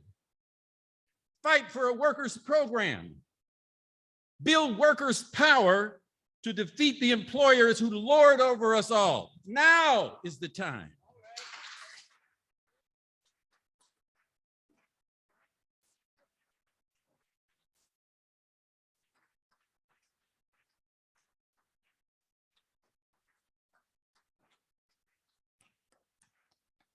What great remarks from our two keynote speakers. So please bear with us. We're going to go through a quick little room shift. We're going to move this table closer so we can accommodate the people online. But in the meantime, be thinking about your questions that you have for Brother Abdul and Sister Samira. We'll take, one or two questions, but be thinking because we're calling them.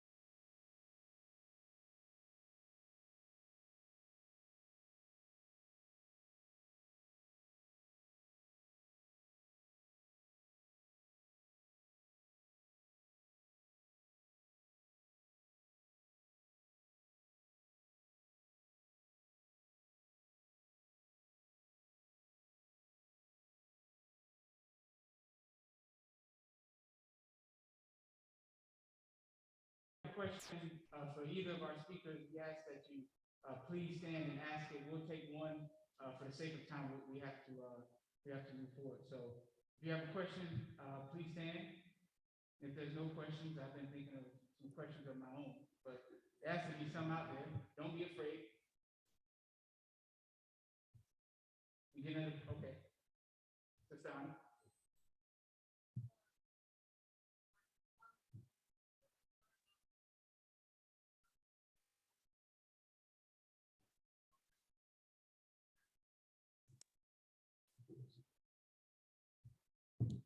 What? Yeah, the question is to speak more about fascism and its relationship to what's going on today. One of the important points I think we all are experiencing is the technological transformation of the economy. When Black people were brought to this country as slaves, they were brought here to work. And now what we're facing is labor replacing technology. This is a very important point because when we think about it, it's happening in our lives. We all know when you go to the grocery store, you don't necessarily even deal with people, you're dealing with machines and you're dealing with plastic cards and so on. This is all driverless cars. I mean, we're moving into a new economy. And therefore, the decline in the demand for labor is directly related to the increase in incarceration. In other words, they are now warehousing labor. That's what these prisons are. Otherwise, they'd be at work. There wasn't a lot of unemployment during slavery. So, given that development, the capitalists have a crisis. And the crisis is, how does the state maintain order? In other words, the democracy exists because of the consent of the governed. And because that means the tinder is dry in this country. And so they have to have assault on our minds so that through the media in particular, and they use a lot of Black people to do this. Remember, Ice-T, if I can say this, had a tune, "Fuck the police." They turned him into the police on TV. The control, but that's not enough. So what are they doing? They're unleashing the pit bulls of their system, who are, by the way, also the victims of the system. So this fascist element demonstrates how desperate the situation actually is. The only people who are not rising to the occasion to deal with it is us. So where is our response to the fascist system? That's really the question we should be raising. Now, everybody in the world wants to know when we're going to rise up and fight. Because if we can make this system flinch, everybody else gets a breather and can move. So my main point about the rise of fascism is the decline in the demand for labor, the increase in state repression, police killings and all of that, but also the rise in these fascist brown shirts is what they call them under Hitler. And we're calling them the Oath Keepers and the Proud Boys and so on. But remember this, Hitler was elected. So when we go into 2024, don't go for the okie doke that democracy exists in this country. Anyway, I know I spoke too long, but that's what I think about the fascism.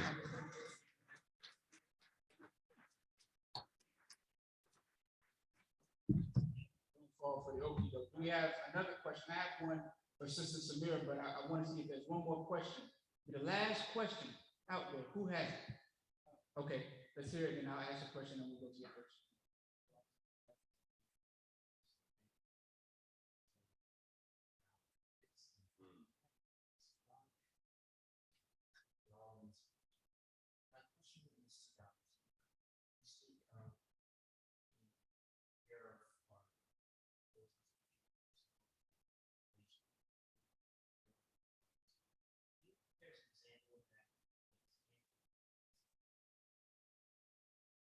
That's a good question, and I'll follow up with my question, and then we'll conclude with this section of the program.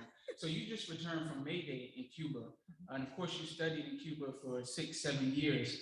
How does the Cuban healthcare system relate to the workers or the workers' movement there, and what's the relationship between society in terms of healthcare and its workers and trade unions?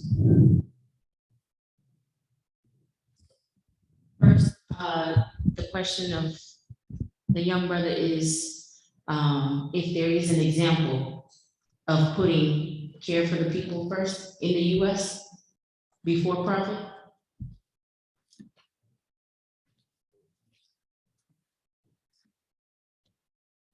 There are examples of that. Those examples, though, are not publicized, and they have been historically in our communities, because what you find in the most impoverished and the most marginalized communities is that we always struggle in solidarity with each other. We always tend to look out for each other because we know nobody else will. However, knowing that we had systems of protection and mutual aid established from post-slavery, just on throughout history, that legacy and tradition of caring for one another has been very much targeted. The goal has been to unmarry us from our traditions, from our ancestral knowledge, to make us disqualify what we have known to keep our communities together for centuries. Because what I was saying earlier is that they tell us that our source of knowledge is primitive, it's not valid. But the truth is they use that same source of knowledge to define what is science. They put it in the labs, research, investigations, put a nice title on it, put a few publishers on it in a journal, and then make it official. And the rest of what we know is not valid. That's on purpose. That's all part of this order of control and brainwashing that's been going on, because the capitalist is only interested in what he can hold over your head to maintain his livelihood, his wealth. So the fact that we have been caring for our people, we don't really have any choice. We have been caring for our people, especially in the South. I know a lot of our family members are the ones who have, some of whom have to elect to stay home and take care of sick or disabled members without compensation, because the system is not set up to properly take care of these systems of care. And now they've built more and more layers for how to distinguish a caregiver. You have to go take a course in something to get a license and a certification. All of these things that people were doing without having to go to school for centuries. And what is the barrier to those courses? Money. Money is the barrier to those courses. And it's a vicious cycle to force people to think that they're useless. And so there's a lot of unlearning that we have to do in this process of continuing our liberation struggle. We have to first respect ourselves, as Dr. Arcaliman said. We have to respect ourselves, because if we don't establish that self-respect, nobody else will. And that is not just the particular struggle of Black people in this country, it's a struggle of all people in the global South. Because it's the global South that has been the bedrock of knowledge, the bedrock of resources that have sustained these capitalist empires. So that's a long answer to your question, but they exist.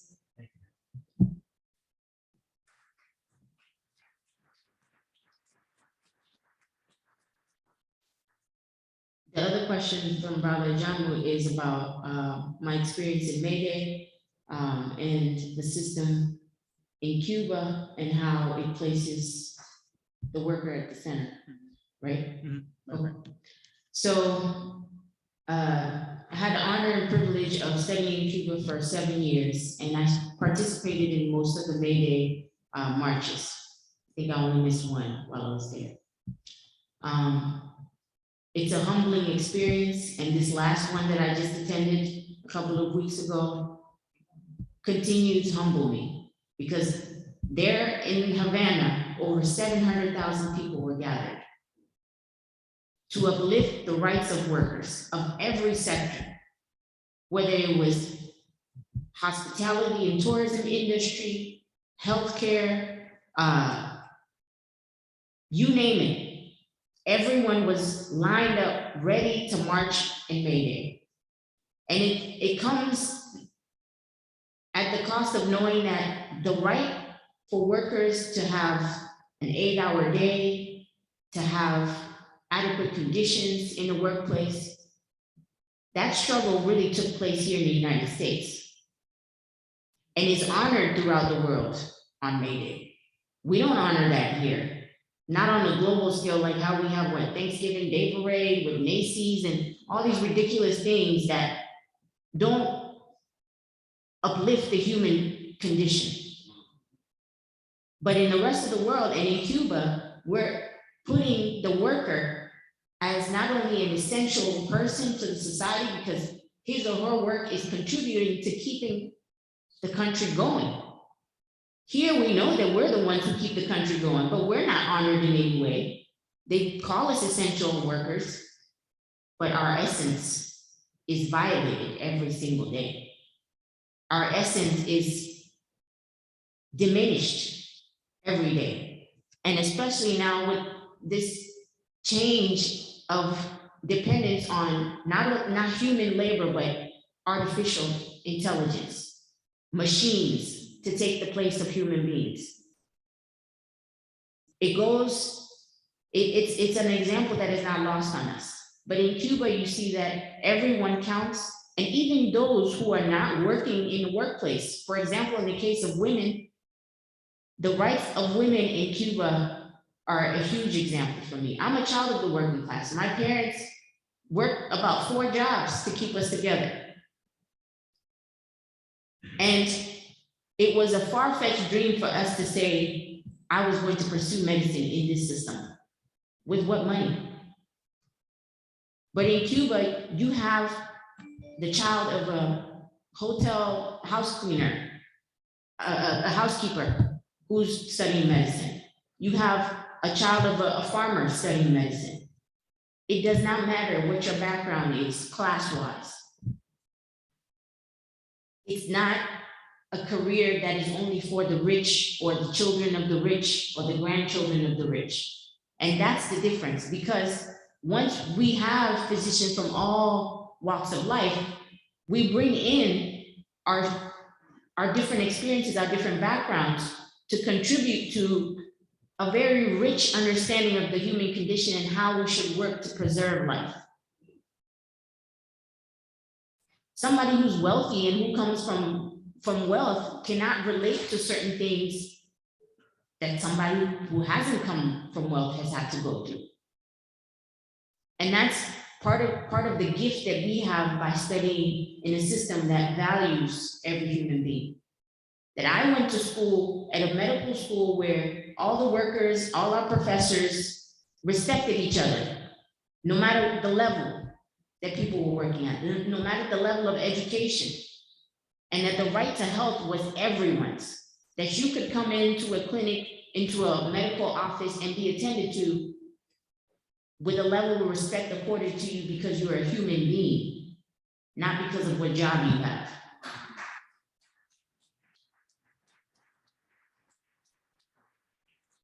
And it's an example that is priceless. Unfortunately, many of us do not know about it because the propaganda, the negative propaganda is very much alive and well when it comes to Cuba. And so we have to do a lot of talking. And like Thomas Sankara said, revolutionaries cannot get tired of explaining. We have to keep explaining what is happening and that examples exist of a better world and the fight and the struggle to get to another place. So, yeah. Thank you.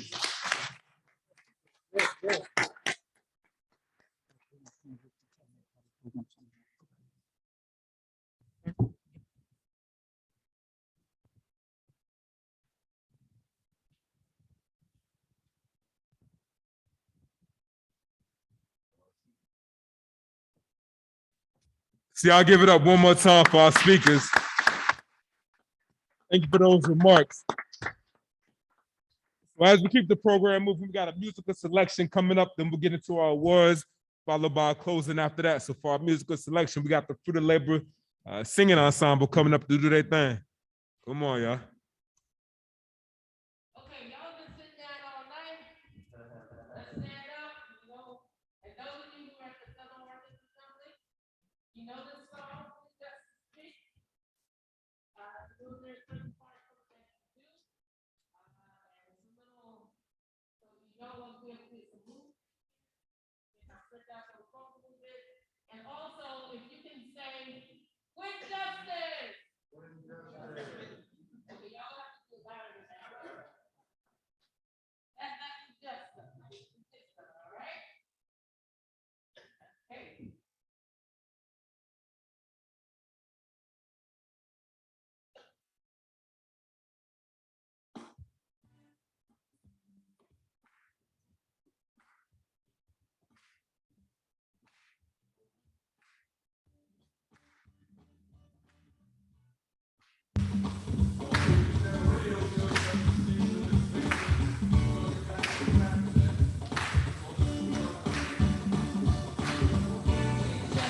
Justice speaks. When justice speaks. When justice speaks. When justice speaks, you know you better follow this sign. When justice speaks. When justice speaks. When justice speaks. When justice speaks, you know you better follow this sign. When justice speaks. When justice speaks. When justice speaks. When justice speaks, let me tell you where we stand. Against war spending, against corporate greed, against exploitation. When justice speaks, let me tell you where we stand. Against deportation, against building walls, against racist police. When justice speaks, you know you better stop and listen. When justice speaks, when justice speaks, when justice speaks, when justice speaks, you know you better stop and listen. When justice speaks, when justice speaks, when justice speaks, when justice speaks, you know you better stop and listen. When justice speaks, when justice speaks, when justice speaks, when justice speaks, let me tell you where we stand. For family living wages, free healthcare for all, for clean and safe environment. When justice speaks, let me tell you where we stand. For quality education, don't forget our reparations, good food and a home to live in. When justice speaks, let me tell you where we stand. When justice speaks, when justice speaks, when justice speaks, when justice speaks, you know you better stop it this time. When justice speaks, when justice speaks, when justice speaks, when justice speaks, you know you better stop it this time. When justice speaks, when justice speaks, when justice speaks, when justice speaks, let me tell you where we stand. Okay, break down just a little bit.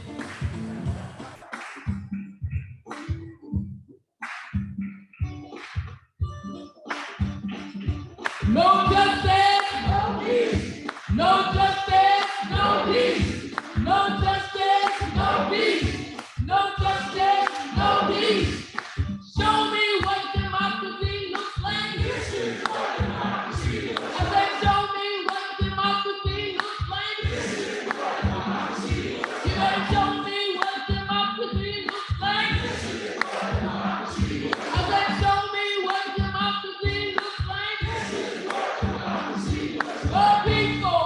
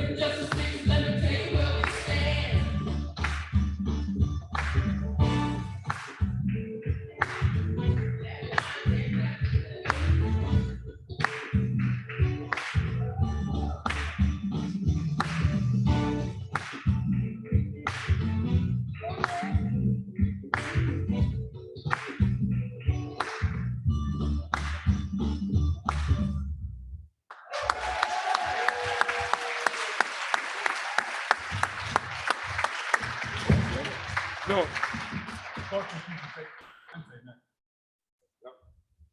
So we're gonna hang tight right there. Appreciate that. Now we're gonna go ahead and hop into our presenter acknowledgements. Ooh. Or another one? Okay, you get pause on that one. Oh.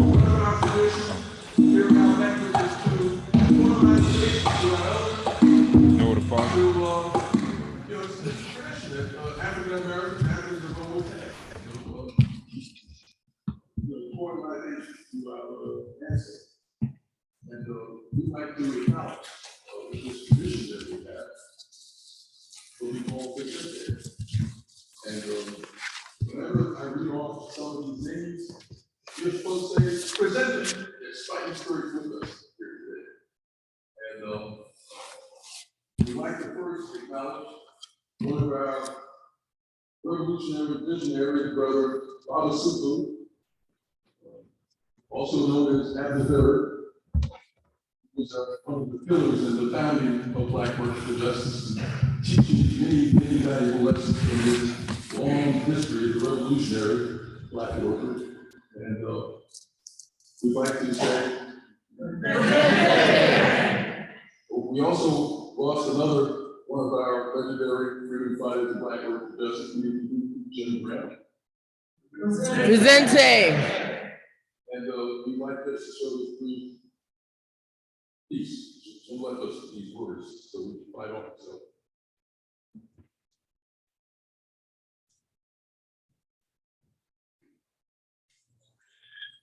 This is it.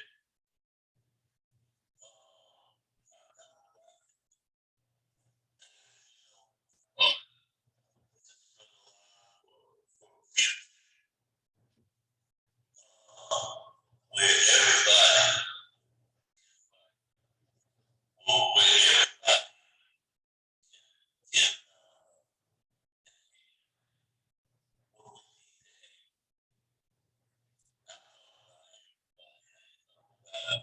just us,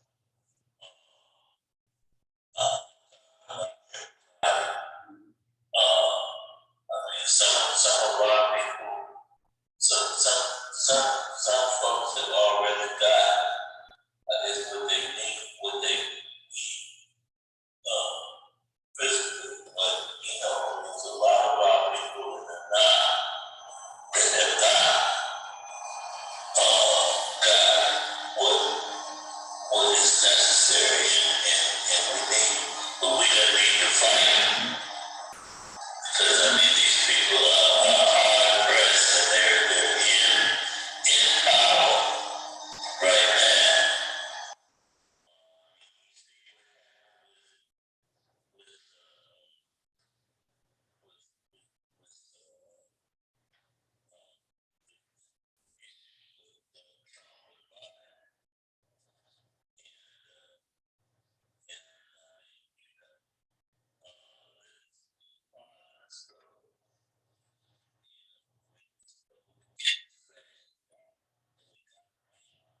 We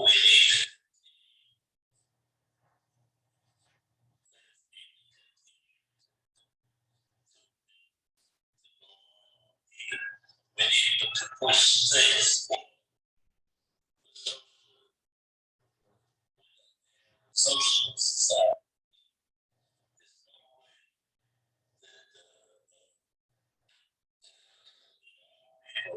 Will be able to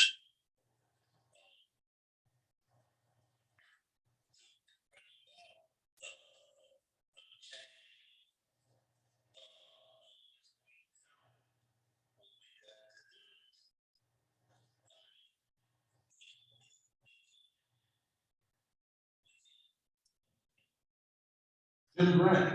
Presente. I'm going to read off several of the names just for the sake of not just trying to push things along. We're running a little behind. So hold your presenter until I read off this, okay? So we can move this along. Doris Hall. Presente. No, hold. Quiet. Ray Earhart. Roberta Suber. She's the partner of Brother Malcolm Super down in Orleans. The North Carolina Environmental Justice Network leaders, Elsie Harris and Nicholas Woodard. Sister Joan Shaw down there in eastern North Carolina. Louis Turner down there in Rocky Mount. Russell Maroon Schultz. Way down in the deep south, Brother Curtis Muhammad, Ms. Clara May Solomon, Mr. Russell from the Whitaker's Community Club.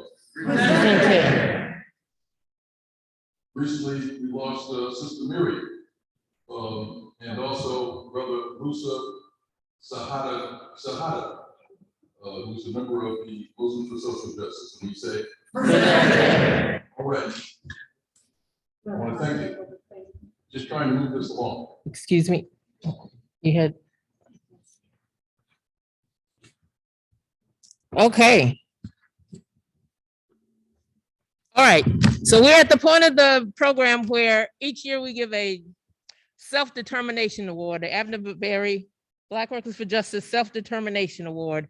And this award is given to workers, to individuals and organizations that have played a role in moving us towards liberation, in helping to organize their communities, working to organize their communities or their workplaces, to build workers' power, to build people's power, to build community power, and to not sit back and wait on change, but make the change ourselves and make our communities what we want them to be in our workplaces, to stand out and stand up and have the courage to make that change. So this year we have 5 organizations and individuals who are receiving this award. And some are not here tonight, but they're looking virtually participating. So the first award that we're going to give out, and this award reads, Black Workers for Justice Self-Determination Award, presented to the organization or person for committed and outstanding service in support of Black liberation and workers' rights, May 21st, 2022. The first organization that is getting this award is the Spirit of Mandela.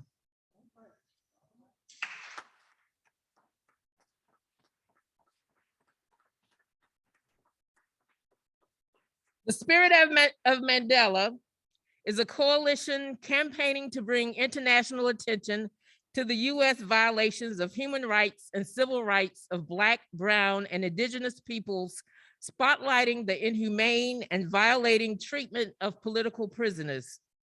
The coalition currently consists of several organizations, including the National Jericho Movement, all chapters, the Campaign to Bring Mumia Home, International Concerned Family and Friends of Mumia Abu Jamal, International Leonard Peltier Defense Committee, the International Peace Research Foundation, Lynn Stewart Organization, National Alumni Association of the Black Panther Party, the New Abolitionist Movement, Northeast Political Prisoner Coalition, Pro Libertad Freedom Campaign, Resistance in Brooklyn, Root and Branch Collective, Universal Zulu Nation, and many others.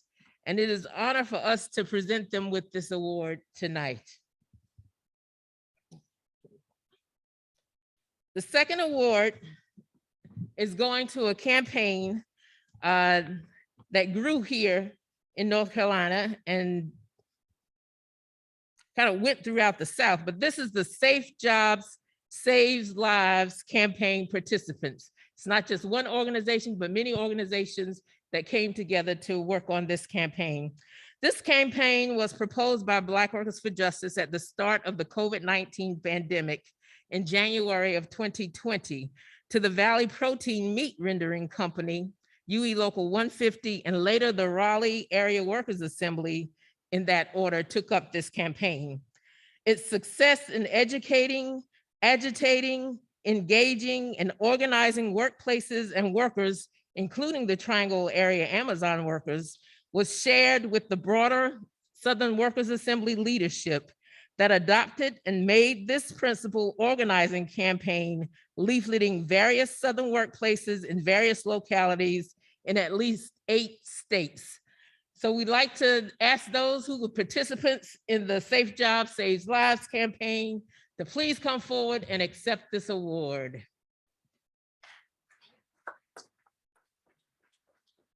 All of the UE people, all of the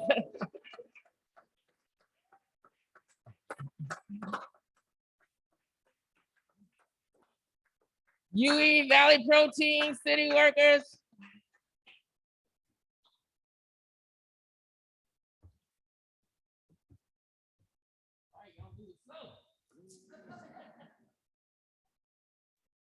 Thank you for all the work that you do, all the courage that it takes to get out there to educate workers, to inspire them to stand up and make change in their communities and in their workplaces. Thank you so much. Thank you.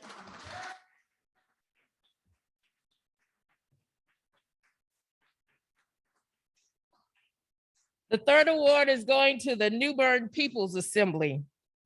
This organization began with Ban the Box in New Bern initiative that was led by one of Black Workers for Justice's young leaders, Ngaza Samora Laughing House, who connected other BWFJ activists with the North Carolina Environmental Justice New Bern participants. In 2018, other activists, New Bern activists, invited Elder Ngaza, version 1.0, to speak on the January 20th MLK New Bern program for the King's legacy of the beloved community. BWFJ activists proposed developing a New Bern People's Assembly to take on the community's post-hurricane flooding, urgent issues of rebuilding the historic Black Stanley White Community Center, the lack of affordable and habitable housing for working class and the indigent, jobs and affirmative action to outreach and engagement of youth and young adults. This community organization has grown over the last 3 years and has taken up those struggles and has made progress and change in New Bern. It's not often that communities will come together and come up with their own solutions to their problems and not depend on the politicians to do that. But this organization has stood fast over the last 3 years and is still coming together and fighting to make change and get jobs and environmental justice in their communities. So this is to the New Bern People's Assembly.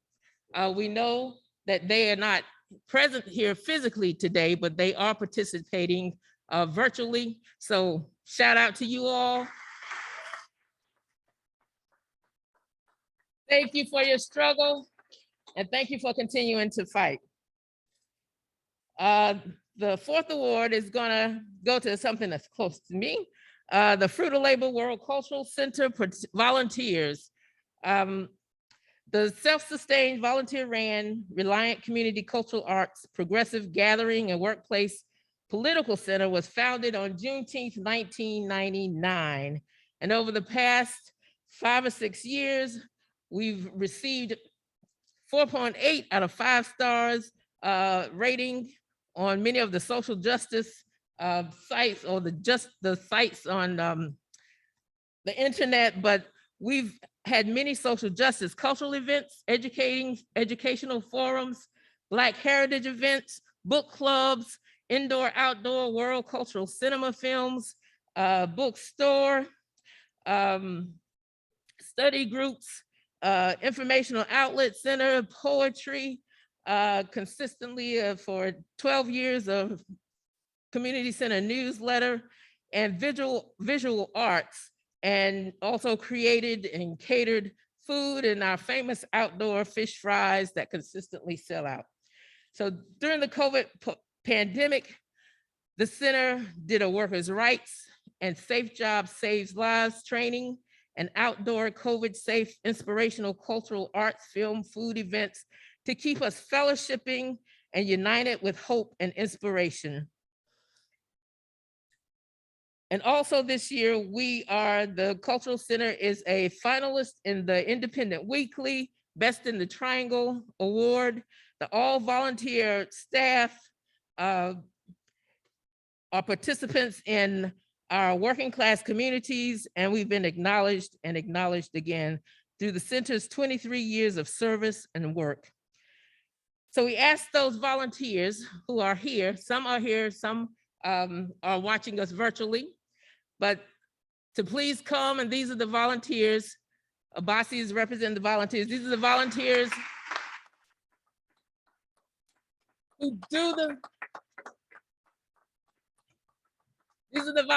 do the fish fries, who do the yoga, health and nutrition classes, who teach the canning classes, who work in the Solidarity Garden, who help do the cinema club, who do all of the functions that we do at the Cultural Center in order to inspire our people culturally, to inspire them to and motivate them to keep fighting.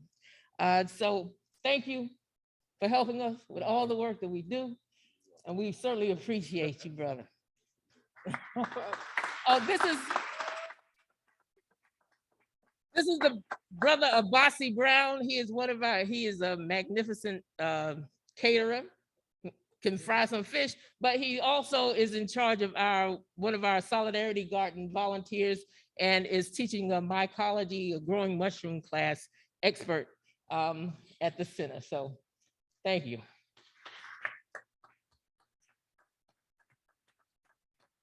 And last but not least, the Amazon Labor Union.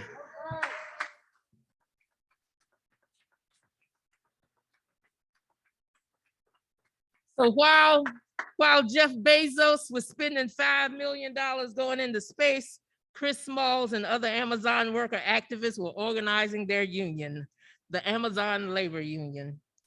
They succeeded, even though the company played all the dirty tricks that we who work to build workers' power and organizations are familiar with.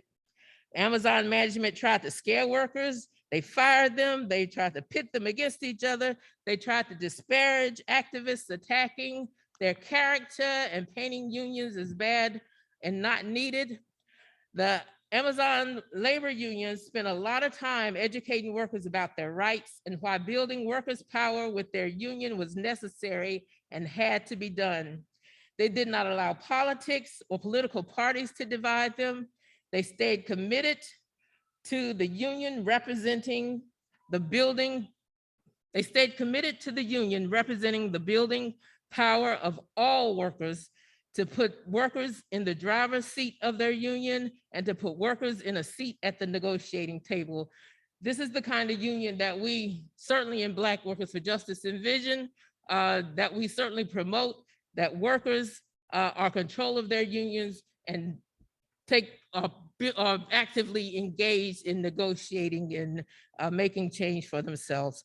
So the Amazon Labor Union, is fighting for job security, $30 an hour, for medical leave options, for making workers shareholders again, for reinstituting monthly bonuses based on productivity and attendance, for hazardous pay, for a pension, for free college for workers and their children.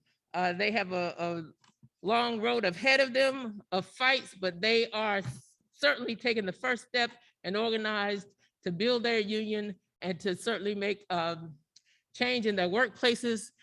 And in doing that, making change in their communities too. So we certainly salute the Amazon Labor Union.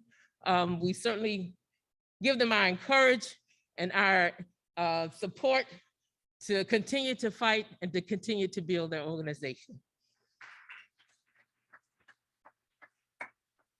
So we know they could not be here, but they are watching virtually too. So keep fighting, brothers and sisters.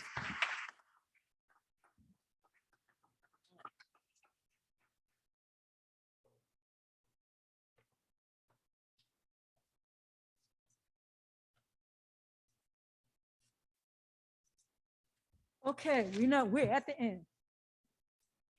We know brothers and sisters are hungry, you're tired. We would be remiss if we did not give some props to our caterer. We were gonna ask her to come forward. Sister Muna Mujahid took upon, when we asked her to cater, we just asked her. But what the sister did was call together a crew of food activists from the Triangle, from Eastern North Carolina, who are about food sovereignty, food justice, health, and safety. Sister Samira, you would be proud of them.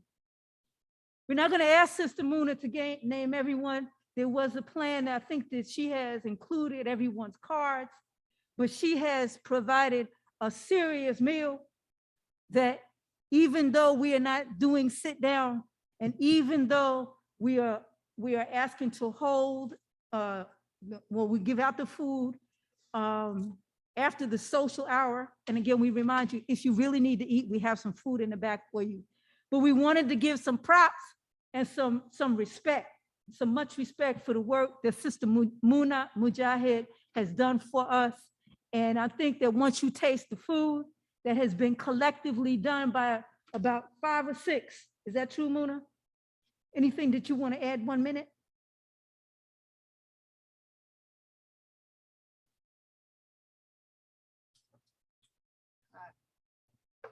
I just wanted to say thank you all. I'm very honored to be doing this. When Shafia asked me about catering, the idea came to me that one of the things that we don't do enough is collective economics. So I decided that there are people that cook the food. Everything here was cooked with love. It came from organic farms. We have Brother Bernard Obi in Durham, Little Farm in Durham. We have a sister here from Raleigh that made the potato salad. Unfortunately, I didn't get to do the list, but if you're interested, I'm going to send the list after I'm done to everybody so you can contact these people. And the idea was that instead of us going to Bojangles and all those places when we have our family reunions, why can't we put some money in our brothers and sisters' hands and keep things going? And I wanted to really honor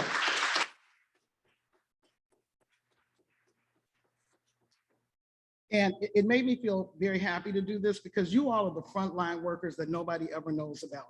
You all are in the trenches. The average person walking along has no idea of the great work that you do. So for me, it was important to do this with food, have people prepare the food that love what they do so that that could be going into you because we are what we eat and you all deserve the best. So that's what we tried to do. So thank you. All right. So we have potato salad. We have a vegan meal. There are 20 vegan boxes back there. We have potato salad. We have and they're little taste like sampler plates. So they're greens, there's salad. There is macaroni salad. There's salmon cakes. About to be chicken salad in a minute as soon as I can get back there and finish fixing it. And oh, the dessert. There's a young brother by the name of Umar Salut Muhammad that passed away about 5 years ago. He was a young brother that I've known since he was a child, but he came home after having made a mistake and he started doing social justice work and he was really, really active in the Durham community. So I asked his mother to make his favorite dessert. So for those of you that are not vegan, the little dessert bar in there is in honor of Umar because Umar was one of the workers just like you. All right, thank you.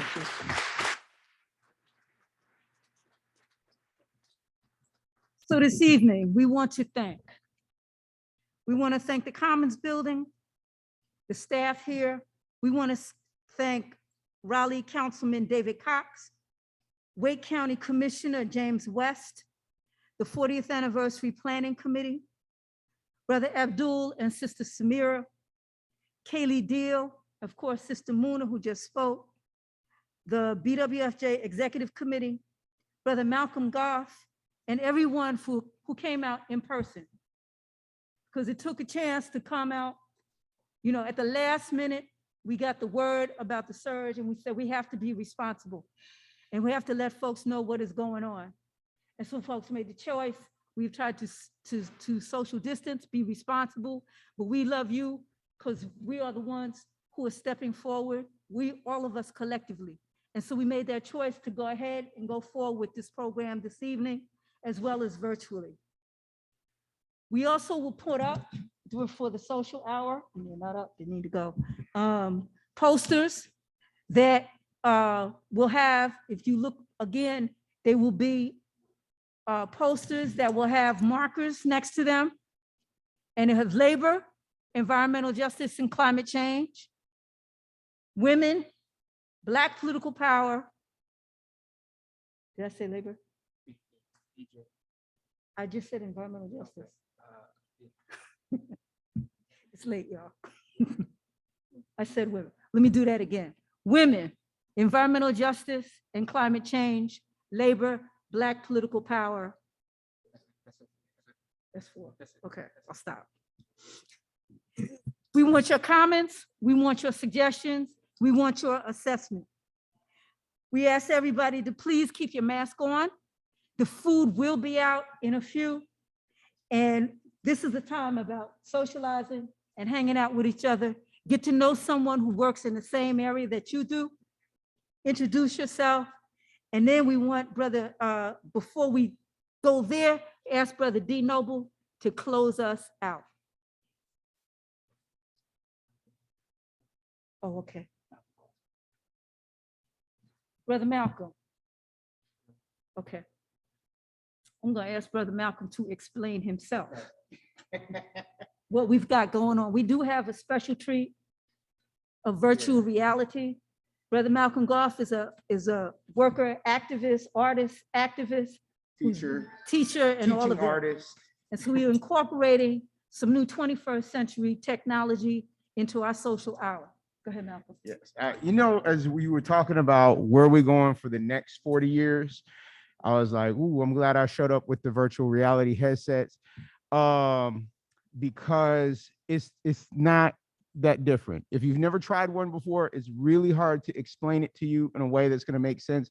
But as soon as you put that thing on and you see this civil rights documentary that we've got on there, it's about 20 minutes long, you're going to be like, whoa, this is something new that we need to pay attention to, and a creative realm that we need to start telling our stories in. And so the hope is that maybe we can get some of these cool BWFJ, UE 150 Black workers in North Carolina stories told in ways that are on the flat screen, as well as in the 360 virtual reality kind of a world where you can experience it in a different way. Okay, so we'll be set up back there. We've got 5 headsets, and come through. We're sanitizing them between each person who watches it. One thing I would ask is try not to move the chairs because they're set up to where we can switch out kind of quickly between people, okay? All right, so I hope you enjoy. All right. So I just got told that Brother D had to leave, but Fruit of Labor is going to close us out.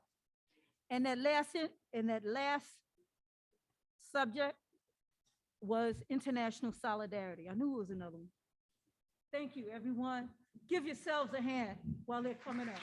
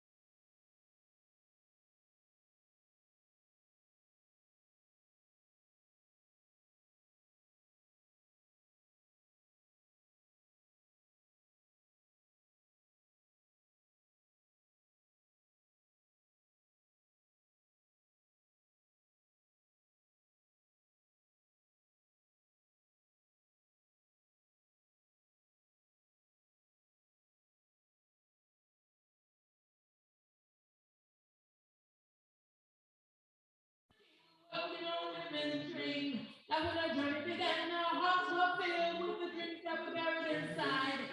The sun shone red on the road ahead, and the pipe looked 10 lanes wide. Now the road is narrow and it wiggles and turns down, the rock slide bars away. But the dream will flower in the final hour, which is the rumble away. Come on, y'all. Catch a second breath. Catch a second breath. Rain gonna shine on in between. We're working on a living dream. Catch a second breath. Catch a second breath. We're not hanging on a continent scheme. We're working on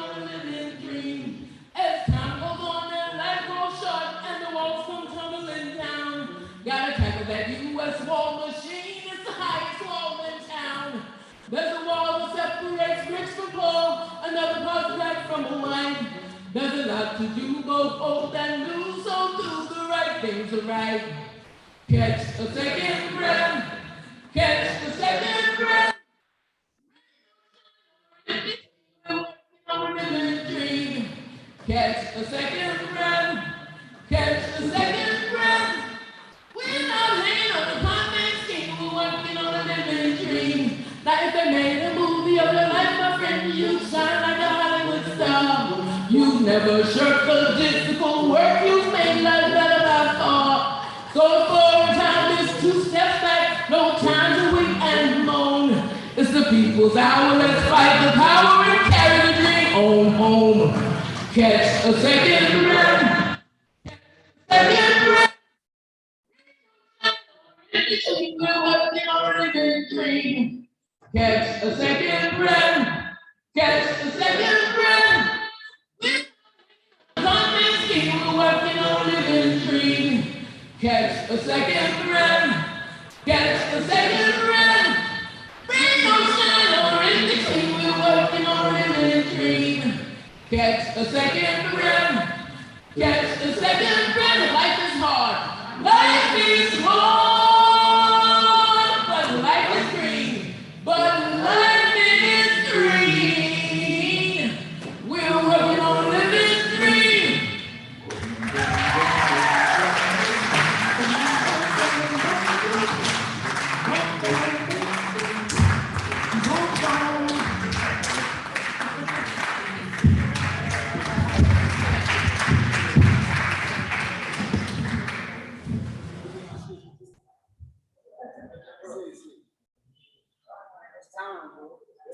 I'm ready to help y'all carry this. Help y'all carry this.